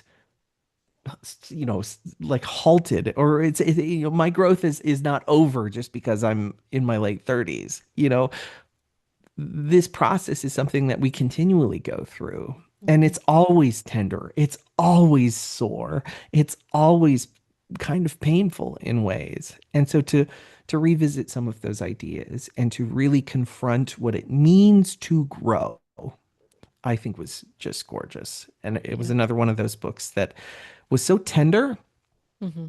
I felt an immediate connection to it and just simply fell in love with the book. Salt Crop was another book that really hit me for one reason or another. This is a sci-fi novel by Yume Kitase, and it's about a couple of sisters that are going out to the ends of the world to try to find their missing sister. What hit about this one for me is that it kind of is a little bit of a conversation about like how do we make change and like Yeah. what do we do about a world that doesn't feel like it's ours anymore? And I think it comes down to this question of like, you're not going to make the change in the world that you think. We don't live in a fiction novel where we can take down a giant corporation and the entire world immediately changes. Yeah. You can't be the David that is going to confront Goliath and win every single time. Or sometimes you do defeat Goliath, but what does that mean? Because there's more than one Goliath in this world, and that's hard. And so I think the book in one way is very realistic in its expectations, while at the same time suggesting that just because you can't beat the Goliath doesn't mean that you shouldn't try. Yeah. That's And important. that, yeah, that you shouldn't continue to strive. And that one way or another, we will chip at this spoiled earth and make a place for ourselves. Hmm. So I found that to be really helpful and hopeful. Angel Down was just, I think, maybe the craft book of the year. Yeah. It is told from the perspective of a man on the front lines of World War One who finds an angel shot down in the muck and in no man's land. And it is a single sentence and rhythmic in verse and was just one of those books that when you read it and when you get into the flow of what I think Daniel Krauss is doing with that book, I found it to be revelatory in how it uses craft to create a sense of awe Hmm. and also contemplates really the hurt and the harm that we continue to, I don't know, engender in the world. But again, it is lined with hope. There is a vision of persistence and resilience in spite of cosmic unfairness. And I found that to be really powerful and just fucking beautiful. It's a Yeah. gorgeous book. Daedalus is Dead by Seamus Sullivan was another book that really hit me hard. This is a dark fantasy novella, and it is about the mythical Daedalus who his son Icarus, dies trying to fly, and so it goes back and picks through Daedalus's life to try to figure out what kind of a man he is. And the question, the burning question, I think that this book continues to ask is what makes for a good man? Hmm. And It's interesting. why do so many men fall short? And Daedalus is a man who I think thinks highly of himself, very egotistically, but is neither a hero nor is he a good man. Hmm. And I think that this book really tackles that concept of toxic masculinity and Yeah. tries to unpack what is the source of that? Where does that come from? And looks very unkindly at Daedalus to try to understand what makes a character like that, kind of come to the fore. And then further, very vulnerably reflect on the mistakes that were made to showcase these were the points when you chose ego or when Hmm. you chose X when and you should have chosen Y. Yeah. That is, these are the accumulations of your failings. And this is what puts you on the path to becoming the no good man. And I just savored this book. I felt like it was really, again, just able to seize at the core of the things that I wrestle with regards to masculinity and Hmm. what does it mean to be a good man and what are the choices that you need to be a good man, because I definitely am a person who feels like I wish to be a good man, but I can also look back at the mistakes that I've made in life and the pain that comes from that and trying to unpack why did I feel the way that I felt and how do I not allow that part of me to exist any longer? Can I suffocate that part of me and become better for that? So, just a very interesting book in that respect. And then Yeah. lastly, Lucky Day by Chuck Tingle, which I mean, I know you already know how I feel about this one, but it is a book about a statistician who goes through a very unlucky day and and doesn't understand the cosmic randomness and weirdness and unpredictability of life and has to question how does this happen. It is a book that presents depression, I think, and for me particularly autistic depression Hmm. very authentically Yeah. and still manages to find the path toward addressing that feeling of helplessness, of not being able to understand how the world works and finding that that is okay, that you can still persist, that there is still something tangible in the universe that we can connect ourselves to if we pursue that, that it's okay to be overwhelmed, but simultaneously, there is substance to the life that we live if we choose to find, to pursue, to acknowledge and accept that substance. And of course, it's Chuck Tingle, so the Yeah. substance is love, right? Yeah. And that love, that gratitude, I think I've carried with me. So I Hmm. don't know of all of the books on this list. I don't know if there's one single book that hit me where I live harder than Lucky Day. Yeah. No, it was I love that book. And I didn't want to put it on my list because I wanted you to be able to talk about it. So you can talk about it better than I can. But no, I think that Chuck is just an author who gets the mundane like struggle of finding meaning in where we're at. Like I feel like it happened with Camp Damascus in regards to like our identity, like very much like who Yeah. we are from a young age moving forward. And then he did it again with Bury Your Gaze whenever you're like living in a world that's denying you who you Yeah. authentically are.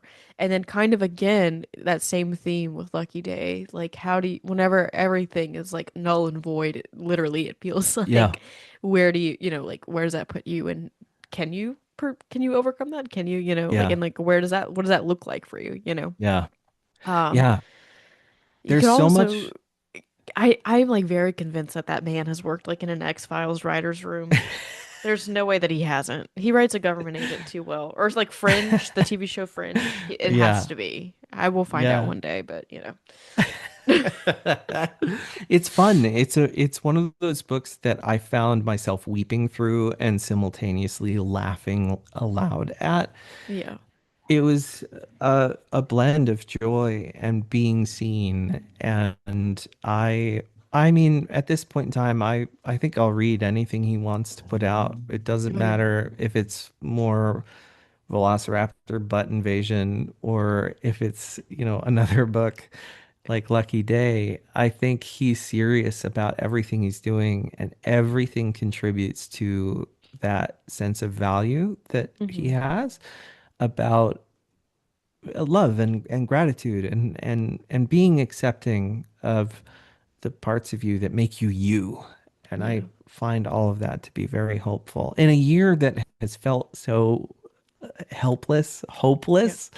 It's so funny to look at a book like Lucky Day, which is ostensibly about helplessness and hopelessness, and saying, no, there's still more. You still have more to give. Yeah. And uh, it's okay for you to feel that. Yeah. Yeah. No, I think he does a great job with that book and some of the wildest bouts of violence too that I've ever read. Like you want to talk about absurdity and randomness, like that is that the Crazy. definition of that is in that book. So he really runs, like he explores every bit of like this is impossible. How can this be happening? Like that level of obliqueness and hopelessness to a place where it feels much more manageable or like at least you can talk about it in a way that's just not Yeah. absurdity.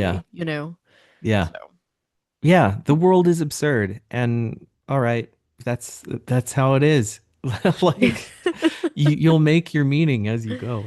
yeah, no, it's a great book. Okay, so moving on to these next set of books. These are just books that didn't necessarily come out this year, but like we read that were a like I kind of like call them like my bucket list books. Like these are the books that I'm like I Yeah. need to read as somebody who reads in this genre. So like my two big ones, and I have such hot takes on these. The Stand was one of them, and then the one that I have like really the most hot takes on is The Gunslinger. The first Stone Uh-huh. Tower book. I mean, kudos to you for reading this. I still haven't read The Stand, and I'm kind of like, maybe I won't ever read The Stand. I It's don't okay. know. Look, look. It's just so big. It's just Yeah. so long. Am I glad that I did it? Yeah. Was it different than what I expected? Yeah. Uh, do I have some mixed feelings on it? Yes. It always comes down to the female characters in King stuff that Oh I'm always gosh. like Mm, either he really knocks it out the park or like really does not. Like I feel like there's no in yeah. between. Yep.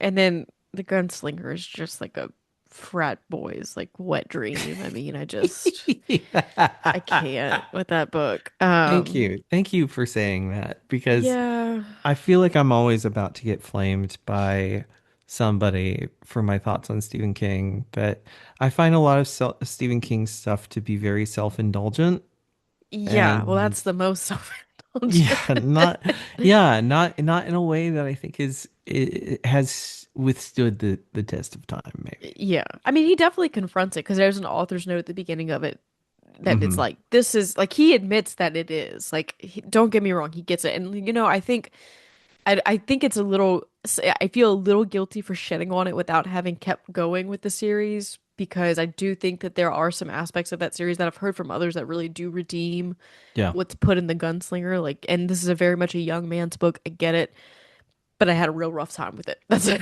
Like, there's Yeah. no denying that I had a really, really rough time with it. So yeah, I mean that happened. But on the flip side of that, I discovered Shirley Jackson this year. Shirley And Jackson is and amazing. I can't even begin to describe to you the experience of reading The Haunting of Hill House for the first time and how utterly wrecked that book made me on so many levels. I've talked to so many people about it, and there's a reason that it's as big as it is, and it's Yeah. very much the perfect book for me. It is Yeah. very much the perfect book. Can I'm going to share with you a secret that, I mean, my close friends know. I have never finished The Haunting of Hill House. And the reason why is because that book scares me so badly that It's I no, literally cannot get through it. I I can't. can believe it. I It's can it's believe it. it's horrifying. And it's not horrifying because it's like, ooh, spooky house. It's horrifying because it is very confrontational with the What? self. Yeah, that's what I was about to say. So, like, we were talking about meanness earlier, and like, surely this is not the same kind of mean. This is a different kind of mean. Yeah. Yeah. But Shirley Jackson slowly and methodically, yet somehow artistically, dismantles any notion of freedom and Yes. independence that you have Yes. ever thought that you could conceptualize in Yeah. such a way that is so upsetting. Yeah. It is the imposter syndrome person's worst nightmare. And that is why it is so I can't do it. brilliant. Yeah, Yeah. it's just like on a psychological level, it just tears you Yeah. apart brick by brick, man. I Yeah. mean, Even just like the stuff that I have read, like the very beginning of the book where I think it's Nora, is that the main character's name? no. Her name's Eleanor, but they call her Nellie at some points, Nellie, yeah. Nellie. I'm sorry. I don't know why I can never remember character names. Anyway, she takes the car, right? And like there's a whole lot to do about just the act of taking the car and who owns the car and Yes. who has a financial responsibility to the car and then like ending up in a town where everyone is kind of hostile to you and you just want to maybe get like a slice of pie or something like that, and it is fraught with all of these diabolical social exchanges. And so, like, from the get-go, I'm like, I can't read this book because every bit of this activates every autistic nightmare I have ever had in my life. I Hmm. cannot deal with the impositions made on this character. And we haven't even gotten to the hard, scary stuff yet. It's just talking about negotiating who's gonna drive the car this weekend. Yeah. Oh my God, I can't. No, I totally get that too. And then like the other part of that like she's so even in the mundane, like if we're gonna talk about the car, Nell like or the town, Yeah. Nell still thinks it's a great experience, and that just breaks your heart. She's Yeah. like, I'm just like this is my life. What would my life look like here? Like, like you can see Yeah. her like beginning to realize a life outside of the life that she's always lived, and you're Yes. like, this is fucking awful, and like she's kind of okay with it. Like, Right. oh, it's so Yeah. devastating on that level whenever you really sit with it. I digress. But and I also read We Have Always Lived in the Castle, which I thought was also great. To me, it didn't hit me the same way that Haunting of Sure. Hill House did. Yeah. Um, I think that Haunting of Hill House is an audacious book that just like goes for the throat. Yeah, like Yeah. It's you got know, no chill. no, and like we've always lived in the castle executes on some of the same like thematic notes, but it's much more subtle and it's much more upsetting on the smaller level. But Yeah. yeah, no, I don't blame you. Haunting a Hill House is It's fucking harrowing. It it's is. too much. And I get real up in my feels about it. Every time I try to crack it open and be like, all right, this is gonna be the time I get through something and I'm like, I'll return to it after I've emotionally digested that over the next year. No, it's what I call like a stare at the wall book. Like you finish it and you like, or you like, in my case, I finished it while I was at work and just like stared in the fluorescent lighting above my desk, and I was like, I don't know what to do now. So Yeah. no, I feel you there.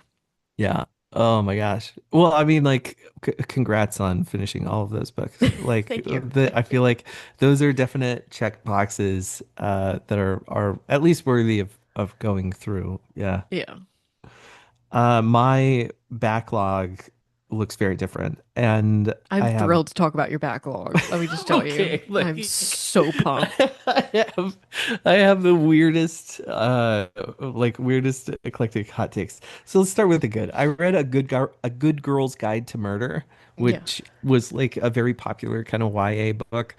And I don't know what it is about like just sassy teenagers being mean to each other that I just love so much. So like give me a YA book that is just like teenagers murdering each other with peanut butter or whatever. And, and like I'm in it. I'm like, okay, I love this. And there's something specifically about A Good Girl's Guide to Murder that just feels it feels like this is some white girl shit right here. And I just eat this stuff up. It is it feels my very CW. I don't know if you get what I it mean with is. that, but And it's I very yes, that is CW. exactly what it is. And there is something to the CW-ness of these YA thrillers that I You need cannot it. get enough of. You Yeah. just need it, you know? Yeah, so I ate this one up. I think this was Holly Jackson. Was Yeah, it Holly Jackson? I'm pretty sure. I think And so. and there's and like I've also read a bunch of Karen McGinnis, and I will just never get tired of it. It just hits something. These are my summer comfort reads. And so this was one that I think was on my list for a long time, and people had just been telling me, "Oh, you got to read this. You got to read this." And I finally read it, and I was like, I understand. It's also very funny because I think Holly Jackson is from the UK, but also kind of and like, but writing American characters maybe. I can't remember exactly if that's the case, but it was just funny to me how I was like, I don't. Is this really how teenagers live? Like, I don't recognize any. This was so anathema to my teenage existence, so I have no I idea. But feel like this goes out to like all of like if you remove the supernaturalness of Buffy and like or like Veronica Mars you're and right, like yeah. parts of the OC, like this Yes. is for those people. Like this hits Yes. those same Yeah. notes, you know? Yeah. So I don't know. It's in the pettiness for me that Yeah. I just really like. So anyway, that was a really fun one. I also read Red Rising, which is another book in like kind of the fantasy world. This I've one got came. thoughts. I've got so many Oh, thoughts. okay. So this was one of those like it's very Hunger Games, right? Like of the moment of Hunger Games where Yeah. like Hunger Games was kind of a generational thing and it's like let's talk about capitalism, but we're going to do it through increasingly strained metaphors. And this book Red Rising felt so disjointed to me and everybody was Oh, yes, everybody yes. was talking about how much they love the characters in this book, and I read it and I was like, these characters fucking I was suck. gonna say Like everyone sucks. not one of them is well developed, and they're all horrible assholes to each other. And Nobody feels it personable. Nobody. not a single one of them. And I don't think that you have to like be like have characters that are like, like good, and you good in the sense of like they're morally good or something, or like you have to root for them.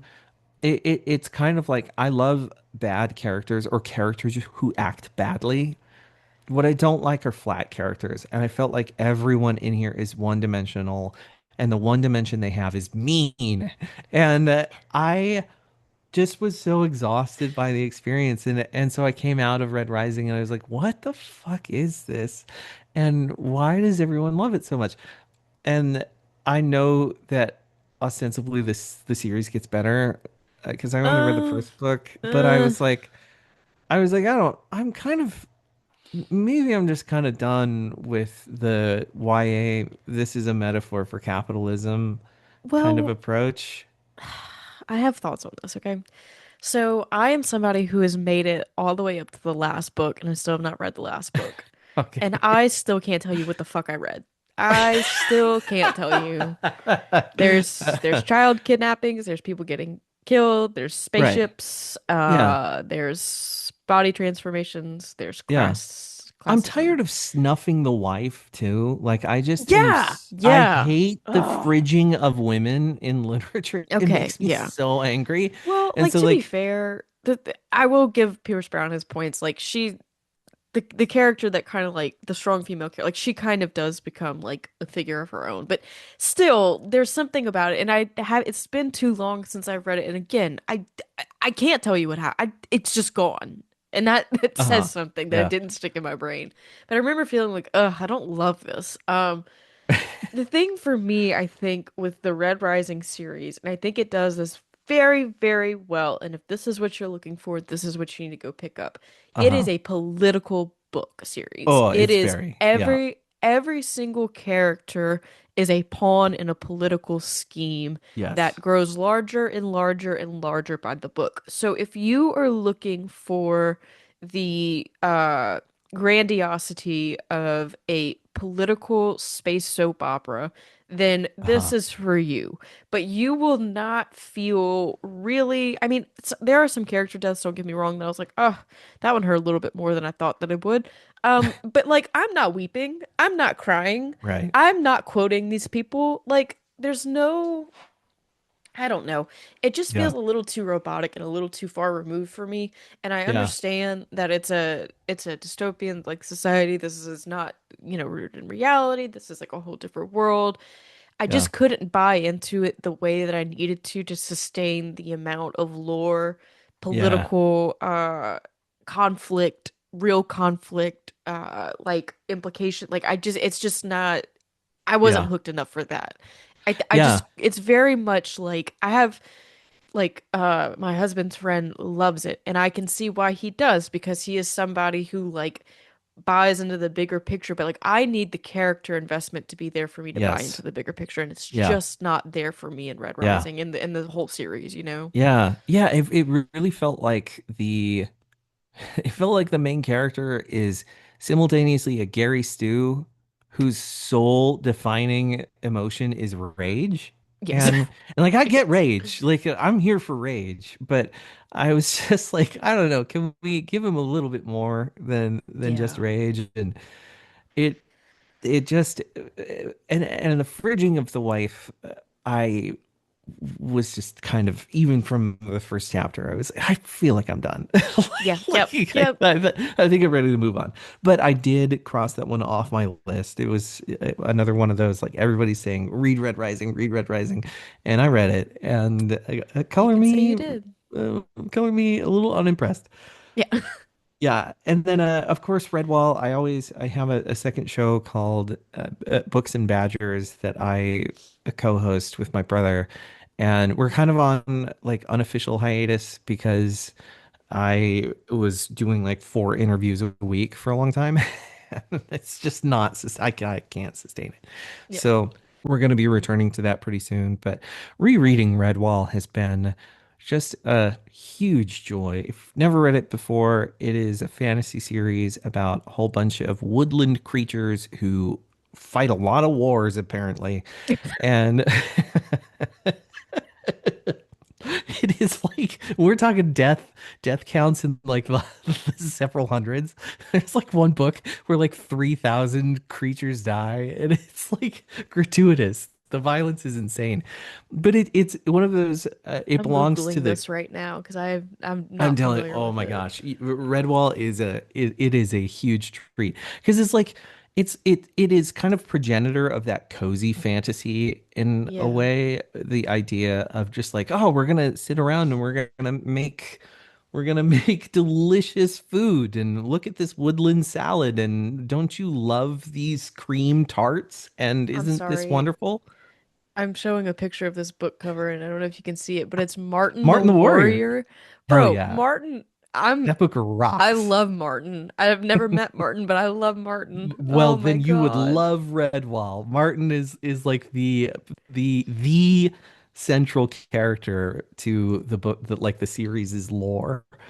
But I'm looking through covers and it's just badgers and mice I'm with telling you, swords. it's badgers with axes and swords, Incredible. and it's amazing. So you'll have these chapters where it's like we're singing songs and we're dancing and we're being frolicking animals, and then the next chapter is like, and there's beheadings and people are being shot with arrows and we're fighting each other, and it is absolutely incredible. And Hot I damn. love this series. I every time, and it's very formulaic. You can definitely kind of tell what's going on as you continue to read through the story or the series. But every time we read a book, and every time I sit down to read Redwall, I'm like, damn, there is nothing like this. It just hits a part of my brain that is, again, both cozy and also wistful. I fall in love with a character who's just a Tokyo drifting corsair otter, and he dies at the end of the book, and I am absolutely devastated, and I Tokyo don't eat. drifting otter. I Oh. it's a whole joke that we make in the show because he's trying to get his boat out of the dock, and he Tokyo drifts the boat like out of the dock into the water, and it makes no sense with its physics, but it is the rule of cool, and that is what this book is. I'm It here is for it. tremendous. This sounds Yeah. incredible. I highly recommend just, and it doesn't matter which Redwall book you pick up, just pick one up and read it and just go on the ride. It is very, very fun. And I think that you can't go wrong with them. Hey nerds, it's me from the Great Beyond in the editing bay. We're about to talk about Star Wars for a hot minute. We kind of geek out over it together. It's really fun. If you are not into Star Wars, if Star Wars is not your bag, feel free to skip ahead to 2 hours and 21 minutes of this episode and you can catch us talking back about 2025 books. Okay, thanks, bye. And then the last bit of my backlog was Star Wars. So I have been reading every Star Wars novel in order of publication from 1977 or whatever. Holy shit. Yeah, and so this year was the year that I finished 1996. And I recorded a 3 hour dive into every one of these novels. I have not released it because I don't know how to edit it. But 1996 was the horniest year in Star Wars.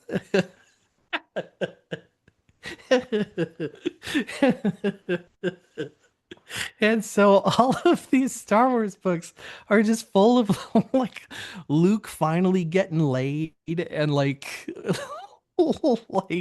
like let's revisit the slave Leia arc and like make that a central part of like the tent pole novel of the year. 1996 was like right in between Star Wars projects when Luke or when Luke when George Lucas was kind of looking at the prequels and Yeah. was planning for how do we bring the prequels. And in the 90s, basically George Lucas was like, I think I want to do more Star Wars, but is Star Wars even still a sustainable brand? Like, does anybody actually want this? And so they began to work behind the scenes to try to build momentum toward uh A kind new of release, yeah. bringing Star Wars back. And so the story of the 1990s is that Lucasfilm started to publish more literature set in the expanded Star Wars universe. And again, these books were put out to foster more attention for Star Wars and kind of see where it would go. And as Lucas was working toward the release of the prequels, he was also thinking about revisiting the original films that he had made. And so they had been building up ahead of Steam, 1994, 1995, releasing a lot more books. And it became clear that his film projects were not going to be done in the same amount of time. Like he really wanted, I think in 1996 specifically, to release some of the remastered films, but Mm. those remastered films weren't quite ready. They would be ready in 1997. And then, of course, we got Phantom Menace in 1999, which started the prequels. So, as a placeholder, in 1996, they did this ploy, which was this everything but the movie. It was like, what if we could produce something Star Wars and we gave it all of the same kind of marketing treatment as we would give a new Star Wars film? And so it's a big multimedia project. It has action figures and we're going to make t-shirts. There's going to be a Nintendo 64 video game and we're going to have a comic book tie-in, but it's going to be a book. It's not going to be a movie. And that was the name of that book was Shadows of the Empire. And it was set in between the end of Empire Strikes Back and the beginning of Return of the Jedi. Okay. So like Han is in Carbonite, and a big point of the plot is Leia and Lando are looking for Han and chasing Boba Fett across the galaxy, and Boba Fett's always a step ahead of them, and they hook up with this Han Solo light character named Dash Rendar. Oh my God. Oh my God. And That Dash name. Yeah, Dash Rendar has a ship that almost looks like half the Millennium Falcon, but it's not. It's his own, kind of weird ship. And Dash, of course, is the protagonist of the video game from the 1996 N64 video game.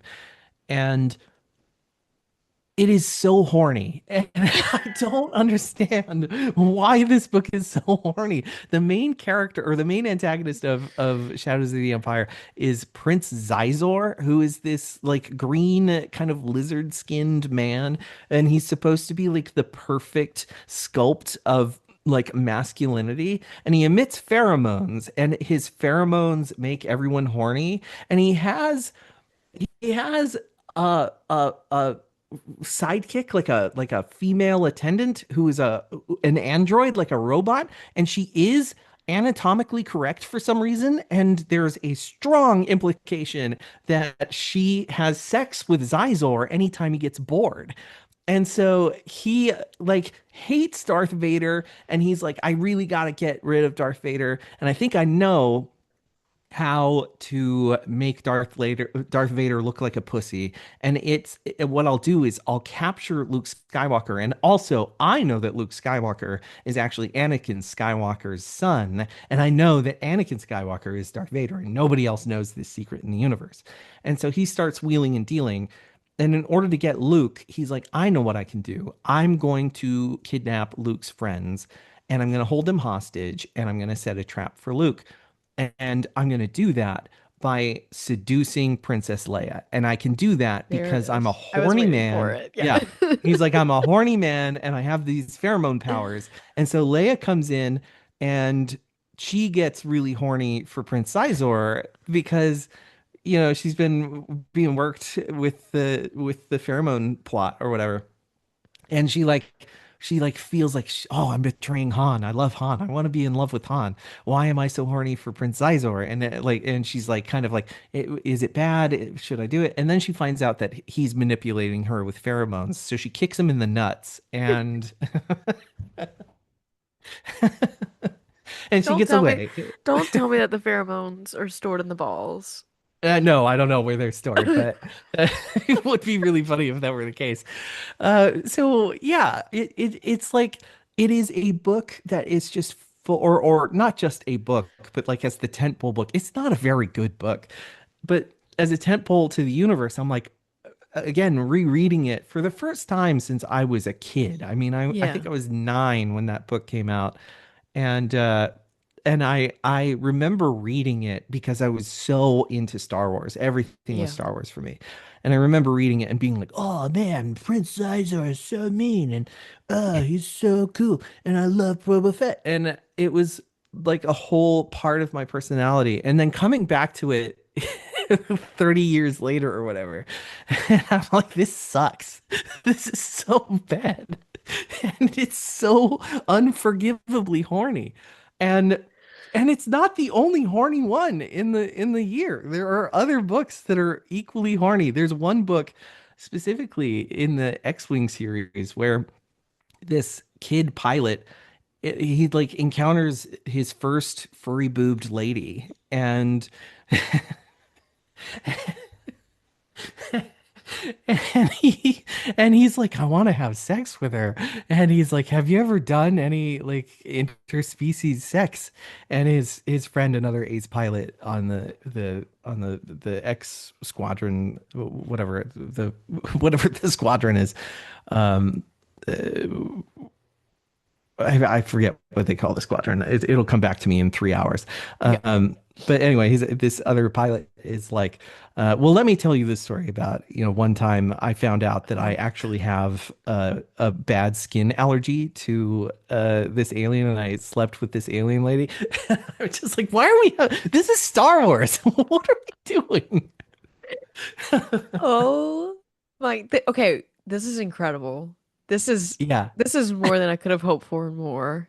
But also yeah. to like be in the writer's room, to like who to like to be the person who greenlit it. Be like, yeah, that makes sense Oh canonically yeah, and yeah, for the yeah, what? Oh my God. yeah. So I've got so many funny things about Star Wars. Whenever I was younger, I completely missed the implication of Han and Leia being romantically involved. I was like, they're just friends. They're just it seemed like really complicated. I don't know. So then I revisited Star Wars whenever in like 2022, 2023. Um, Yeah. wow, completely missed that. And so then I was obsessed with them. I was like, oh my God, they're great. Love them. And then that Hmm. was the same year that I think Beth Revis's The Princess and the Yeah, The Scoundrel Princess and the came out, Scoundrel. Yeah. the tie-in, and I read that and I consumed that, and that was my whole personality for a while. Yes. I love a will they won't they relationship. I do kind of love whenever they are kind of borderline bullies to one another. Um, I don't know. They just like that archetype is like my bread and butter, and I Yeah. got really into it for a minute there in whatever year, 2020 whatever. But Yeah. it's the only Star Wars tie. I have one other one. It's like literally above my head right now. It's The Bloodline by Claudia Oh Gray. yeah. Okay. Yeah, Yeah. I was looking for like Leia is like the character who like obviously intrigues me the most because like strong female character, right? And Yeah. this was one of Leia's the great. ones that I had read online was more like Yeah. about her. Yeah. So I might give that one a go one day. Yeah. But yeah. I will say 90s Star Wars is deeply problematic in places and also just so freaking fun. Like It there's an sounds like old R.L. Stein kind of zany, like you know what I mean? That's what Yeah, it sounds like. it almost is. And I love certain aspects of the expanded universe of the 90s because it is just so weird and unhinged. Like there's one book, it sucks. It's such a terrible book.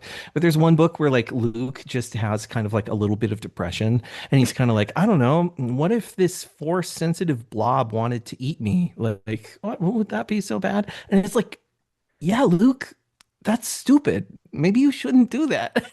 And like, what are you thinking?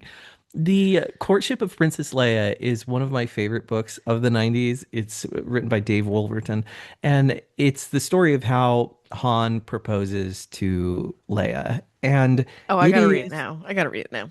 it is absolutely bananas because the premise is that Leia and Han are kind of in a relationship, and Han is not sure that he wants to commit because he's Han Solo, and like Yeah. that's kind of his thing is like his whole character arc even in the trilogy, right, was like being the guy to reluctantly do the right thing and then finding his path to heroism.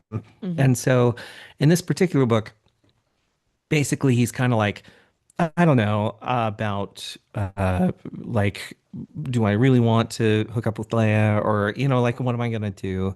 And she ends up getting a proposal of marriage from this very rich prince who is like Fabio, because like, Fabio is really, I swear to God, this prince is basically Fabio. And he comes in and like makes this grand show of affection for Leia, and Leia is kind of like, I don't know, he's kind of nice. I kind of like him. There are some political implications that kind of make sense. And Han is like, absolutely not. And so he, having just recently had kind of a breakup with Leia, he kidnaps her Oh and my takes God. her to a planet that he won in a bet and is like, we're gonna get like I'm gonna force you to love me and I'm gonna force you to get married to me. And of course she's just like, what the fuck are you doing? And he's like, no, it's gonna work out. This is the greatest plan. And they end up on a planet full of witches. And of course they kind of get captured. Luke goes in to try to rescue them, and all of these force sensitive witches, they find Luke and they're like, Luke's kind of cute and he also knows how to use the force. So like, I don't know, maybe we make him a little bit of like a colony sex slave sort of thing. And so they kind of reverse the whole slave Leia arc, and it's a little bit of like slave Luke arc. And Oh my God. it just kind of goes off the rails. And it's like equally problematic, but also kind of woke. And it's really fun. And these are the treats of like 90s Star Wars. It's like sometimes horrible. And you're like, how could you? Why would you do that? But also quite wonderful. And I love the relationship that Han and Leia have in the expanded universe of the Yeah. 90s. Because like Han really does learn to become like a really good dad. And there are some books when he's like, no wife, no kids. I can be everything I want to be. I'm going to go pull off a heist and I'm also going to drink a bunch of synth ale. And like Chewbacca is like, you fucking dork. Like, and I just think it's the best time. This is what I'm interested. I could give a shit less about all the political crap that happens. Like this is what I'm concerned with. And so it sounds Yeah. like I will be reading 90 Star Wars as well I now. live for it. Not all of it is good, but if you need some leads on like if I want to dabble, what should I dabble in? I'll give you some recs. Well, I think you might have sold me on it. So that's incredible. Yeah, I need to do that with the X-Files tie-in books that they did Oh of yeah. like Hmm. back in like 2000s, I think. I have them, but I just haven't read them yet. Yeah. I'm very curious how that ties into canon because I've got very strong feelings about that series, obviously. So, Yeah.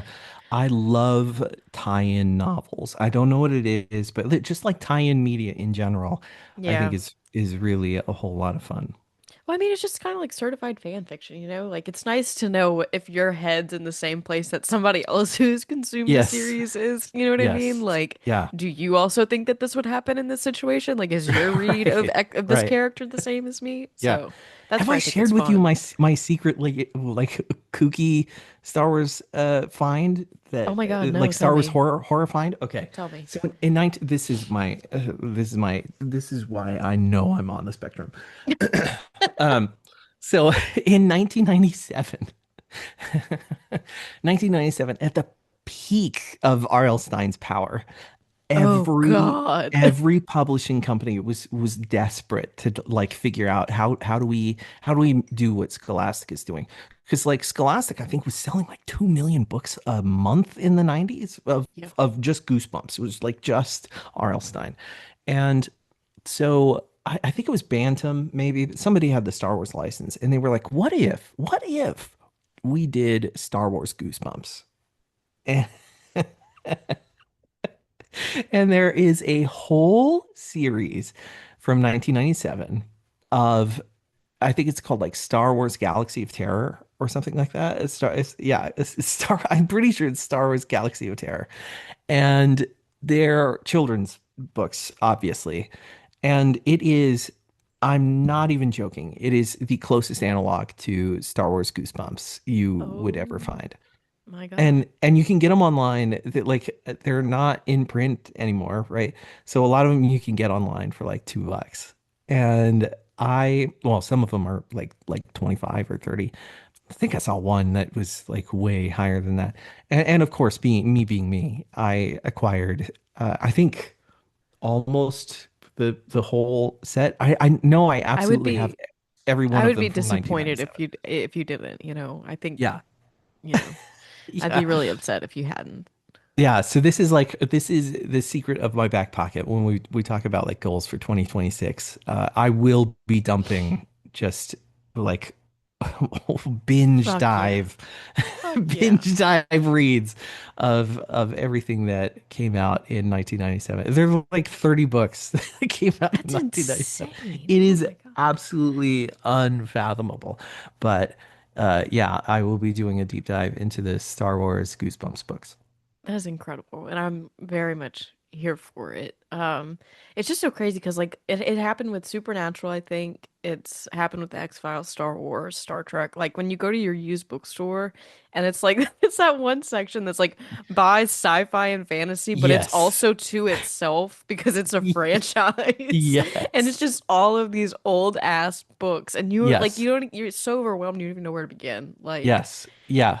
I think there oh. are like 300 Star Trek novels. Yeah, yeah, yeah. Like, who has the time? I I don't have know. the Buffy tie-in ones. I have a whole shelf of Buffy ones. Like behind me, like all these I love it. paperbacks, like that's mostly Buffy. And I haven't read them. Like it's just like something like, oh my God, like I want to know the fill-in of, in Yeah. between episode to episode, and like that's what that is, but I've Yeah. not had the time to like, and I'm not gonna lie, I'm a little fearful of what would happen if I did like only consume that for a while.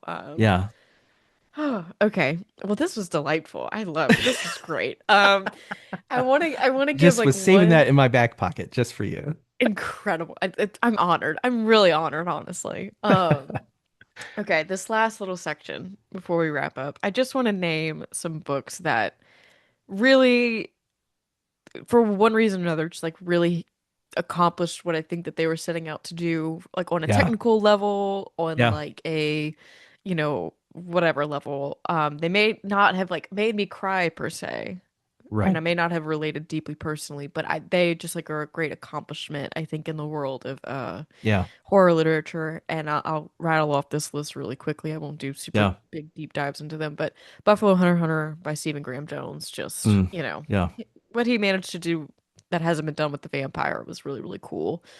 The Lamb by Lucy Rose. I'm pretty sure that's her debut. Hell of a debut. Just Yeah. uh, you know, there's so much that she does right with that book. Of Flesh and Blood, I have to shout that one out by N.L. Lavin and Hunter Burke. Those are my friends from around here. That it's a crime Yeah. thriller supernatural story set in South Louisiana, and I like ate that shit up and will Hmm. always want more of it. Breathe In, Bleed Out by Brian McCauley. I mean, he's so Hmm. good at what he does, is So bottom much line. fun. Yeah. Fiend by Alma Katsu, which we brought up earlier. Yep. I'm here for Alma in general. She's just so smart and her storytelling's magnificent. Same with Absolutely. Galloway's Gospel with Sam Reveline. Again, another book set in this Renfield County universe. Yeah. This one did hit me a little bit emotionally. With there was a few lines in there that he really got me, but really what stood out to me is just how imaginative that book is. Yeah. And then last but not least is Scream with Me, which is a nonfiction book. I don't really read a lot of nonfiction, but this is a book by Eleanor Johnson. She is a professor at Columbia, I think. Uh-huh. But she examines the seminal horror films of like the 70s and 80s and confronts them with the rise of feminism and the, what kind of conversations we're having Yeah. societally that these movies kind of foster and different ways to look at them. And it was a really incredible read. And to be honest, the author's note at the end had me in tears. It really did hit me personally because she talks about why women's stories are so important that need to be Yeah. told. And it's a tough book to read because it's a lot of confrontation about what is going wrong for women. Yes. But it's also at the same time kind of inspiring. So I don't know. It's a good one, and it's one that like does not read like nonfiction in the slightest. Like she's never once like Yeah. lecturing you. It's not preachy. It's not like you're reading a textbook. It's told in a way that's super easy to read. And it's a book that like I want everybody to read. Yeah. Once again, am just going to plug your podcast episode because I loved that episode and how you structured and framed up that conversation Hmm. to allow for her to really start to address like Yeah. why this book is so important and also like how we should be talking about those films when we talk about or when I talk about literacy a lot of the time what I'm trying to get at is that we need to be reading all of our media Hmm. as deeply as possible and I think that that book is illustrative of the point of like the reason why so much of this horror is so important when we talk about film is that it is addressing real stuff and the allegories are strongly coded and woven into the fabric of these films and in order to appreciate what those films are doing we have to restore that fabric and we have to be cognizant of the context in which that came out the moment in which these films were coming out and what they addressed and why our media then should still be addressing this stuff. So, I mean, kudos to you again for that conversation. It was really wonderful and also made me go out and pick up this book because it was like one of those, like, I don't, maybe I'll get to it someday. But then after listening to your episode, I was like, "No, maybe I'll get to this now Yeah. instead of, just someday." It's Well, you can tell so like great. Eleanor is just one of those educators who she just gets it. Like she's Yeah. connecting with her students and like she's connect Yes. because she can do that, she can connect with her readers that way. Like I had Yeah. that experience when I was talking to her. So Yes. it's Yeah. just really she's utilizing her very talented voice to like target an area that needs discussion. So Yeah. I'm plugging the hell out of that book for as long as I live. 100% in. That's awesome. My picks are again pretty good, eclectic, and it's another one of those like just go with me. Some of them I've already talked about, but The Incandescent by Emily Tesh. This was a fantasy novel that came out this year. I don't think I've ever fallen in love with a protagonist as immediately as I fell Mhm. in love with the main character of this book. She's a 38-year-old school teacher who was brilliant in her studies, her academic studies, and is also very blind to the ways she is fallible. And I think the book captures the rhythm, the repetitious nature of being a school teacher that in a way that feels very authentic. It is very funny. And again, that main character, she's so deeply problematic. And yet I absolutely adored her. I fell in love, even like romantically, fell in love with this character. I was just like, I get so much of what she's going through as a 38-year-old teacher myself who has been Yeah. through the same rhythms and is constantly just like, man, I love these students. They're so brilliant. And also, they're the fucking dumbest people I've ever met in my life. And I live for it. So I loved that book, Angel Down by Daniel Kraus. That book blew my mind with its craft. I don't think there is a book this year that was better crafted. It is beautiful to read. I mean, maybe the story is for you, maybe it isn't, but I cannot deny the craftsmanship of that book, and I absolutely ate it up. I just loved it.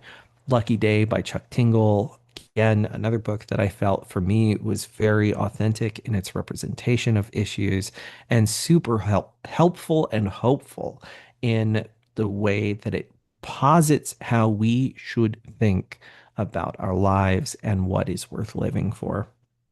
Salt Crop by Yuma Kitase. I already mentioned this. This was an adventure novel. It's a kind of future sci-fi, but like a near future sci-fi. And I loved the characters. I loved the arc, and I loved what it had to say about our moment. And in a way, the book feels very millennial because it's kind of like, I don't know, what's the hope, but we strive anyway. Yeah. And I just felt coming out of it a sense of like resolution. Like I know we will persevere. I know Hmm. we will continue. And I found a lot of comfort and community in that particular book. I've already mentioned Daedalus is Dead, but I'm going to re-mention it again. Seamus Sullivan knocked it out of the park. If you like mythological retellings, this is absolutely the book, especially if you want to be like mythological retelling that is also very critical of toxic masculinity. Let's go. The Hong Kong Widow by Kristen Lesh was a book that just annihilated me in some ways. It is a slow burn. It's something that you really have to work out because it's got three different kind of timelines, if you will, being told concurrently, like chapter by chapter. It is about a woman who is, she's a psychic, I guess, and it visits her at different parts of her life. But the lasting impression I get, the lasting message is really that it doesn't matter your failures. I think that so often we think about the things that we do and the failures that we encounter as not having been worth it. And what the book really suggests is that no, every failure is important. And that just because something doesn't work out the way that you want it to doesn't mean that it wasn't worth doing to begin with. So it was a book that, as it came together to me, just hit me with like line after line after line where I was like, oh shit, I needed to hear that. Like I needed to internalize that. So a beautiful book. And then Pumpkin Princess and the Forever Knight by Stephen Banbury. This is a middle grade book about a young orphan who is trying to run away from home. And she is adopted by the Pumpkin King, who is just a giant talking pumpkin man. And she's like, why do you want to adopt me? And he's like, well, I need an heiress. Like, I need someone who's going to take over my kingdom one day. She's like, I don't know how to be a pumpkin princess. And he's like, cool, I don't know how to be a dad. We're going to figure it out together. And a more charming book, I don't think I could have found this year. I maybe wept through most of this book, not because it was like sad or anything, but just because I was overwhelmed with joy and how sweet in nature this book is. So there are some big stakes in the book. I don't want to make it sound like it's all just everything is cozy, but a whole lot of it is cozy and it is centered around that like dad daughter relationship that I just was so in love with. So I don't know. This is my like you want to just be charmed? Do you just want to live in a little bit of fantasy? Do you think Halloween Town is just awesome? This is the book. Yeah, that sounds very, very sweet. Like very, very tender, very comforting, you know? It is joyful and I loved every second of it. I love that.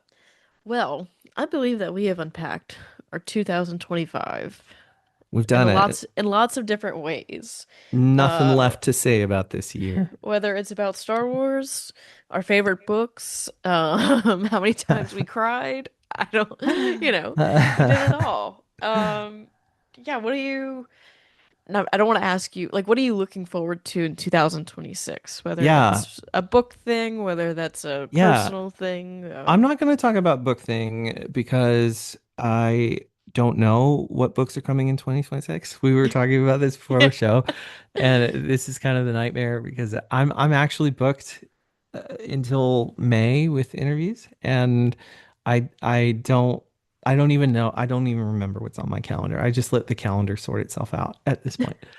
Um, so I'm not going to talk about books except to say that I there's so much coming that I think Yeah. it's going to be another banner year of like there's going to be some hard hitting literature in the next year.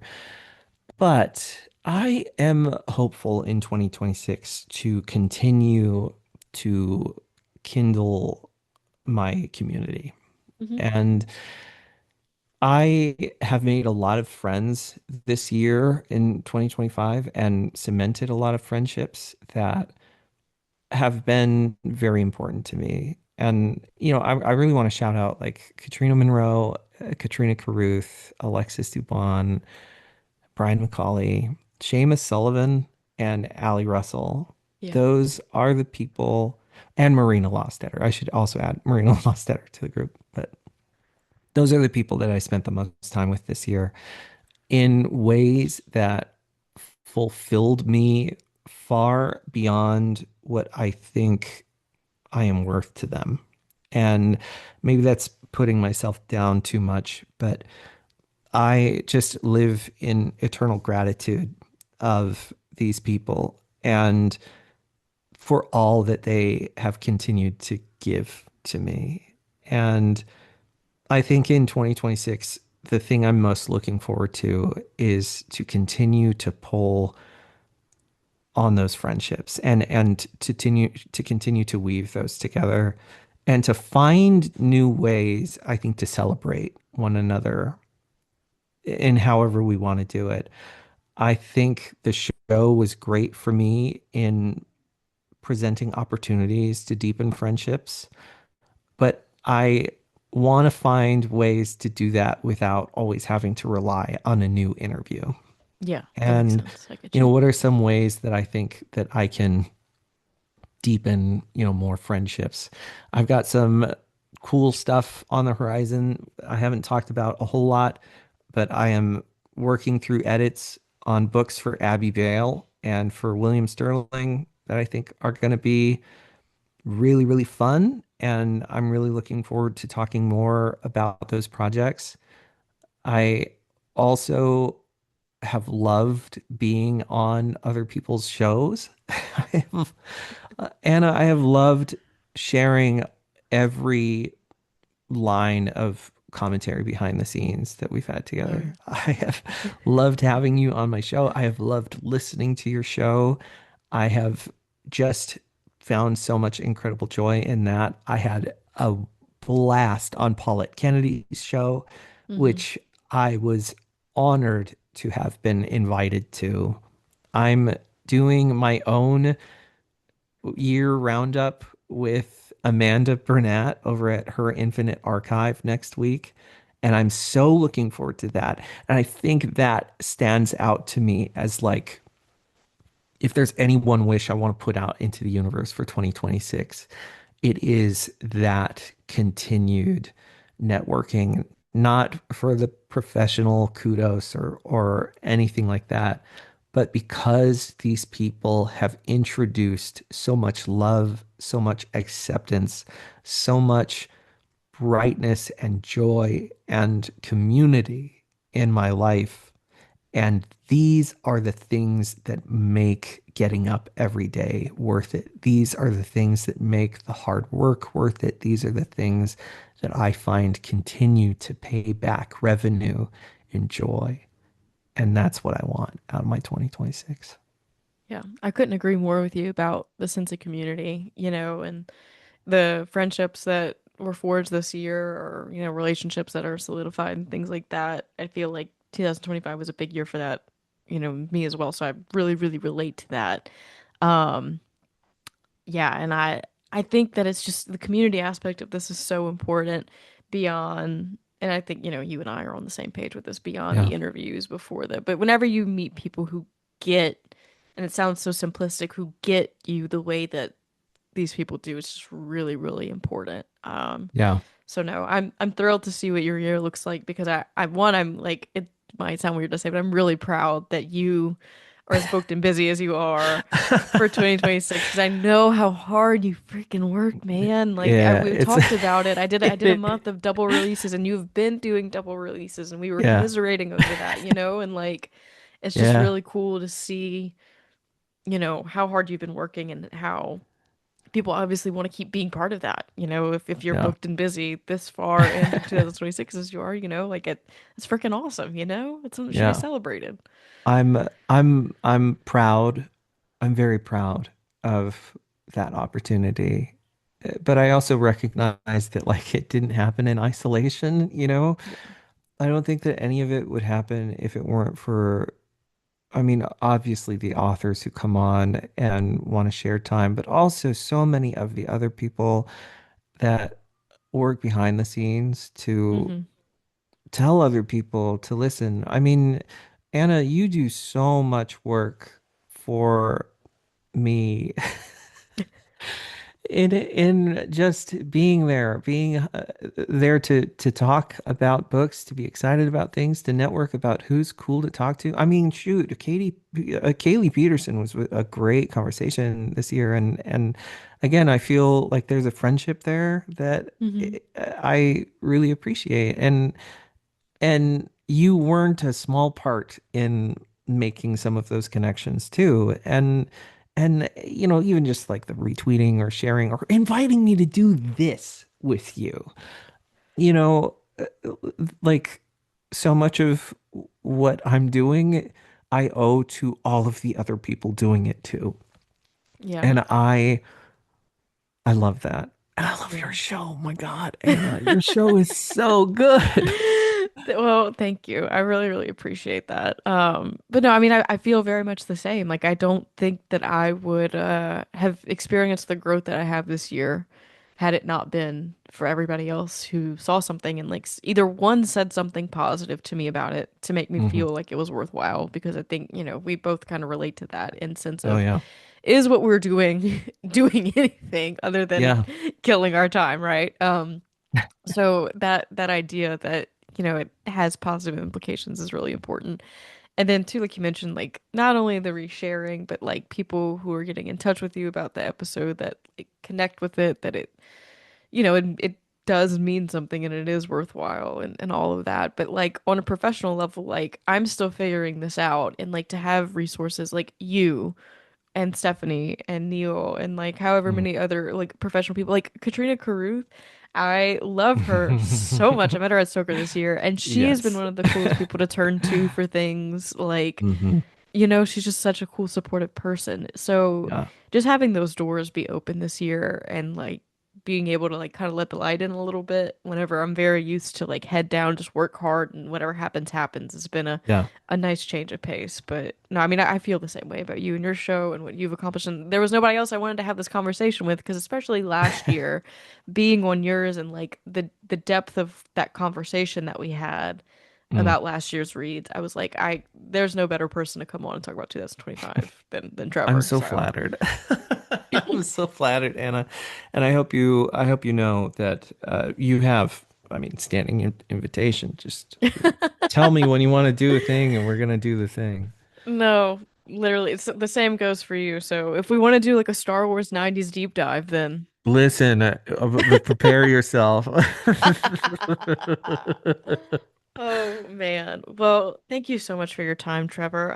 You are on social media everywhere underneath Yeah. Slay House Presents, correct? Yeah, as Slay House Presents, I will say I've kind of written off Blue Sky. I just hate the platform. Yeah, the engagement's rough. Like you feel like you're kind of screaming into the void there a Yeah, little I bit. just nobody sees anything, and I get really diminishing returns from Blue Sky. So if you want Yeah. to reach out to me, maybe skip Blue Sky. I'm on Instagram though, and I'm on Threads, probably too much on both of those. Let's be real. I will be making an effort to start making reels in 2026 on Instagram. So Oh, if you I'm want to follow excited for me, that. yeah, I mean, just like my weird hot takes through the day as I'm reading stuff and like little, this was really good, Yeah. that sort of thing. And yeah, so if you want to join me, just join. Like you can find me there. If you have a book coming out in 2026 and it's later than May, then get on my calendar now. You can email me. My email, I think it's on my socials as well. So Yeah, I'll put everything in the show notes that way people can reach out to you for all that good stuff and find you on social media. yeah. But no, I'm thrilled for what 2026 has in store for you, my friend, and thank you so much for the time, the insight, the jokes, the good laughs. I feel like I never laugh harder than whenever we chat about something and we find out that we have a shared hot take. Yeah. So, Yeah, it's pretty fun. oh, thank you so much, Trevor. You are so welcome.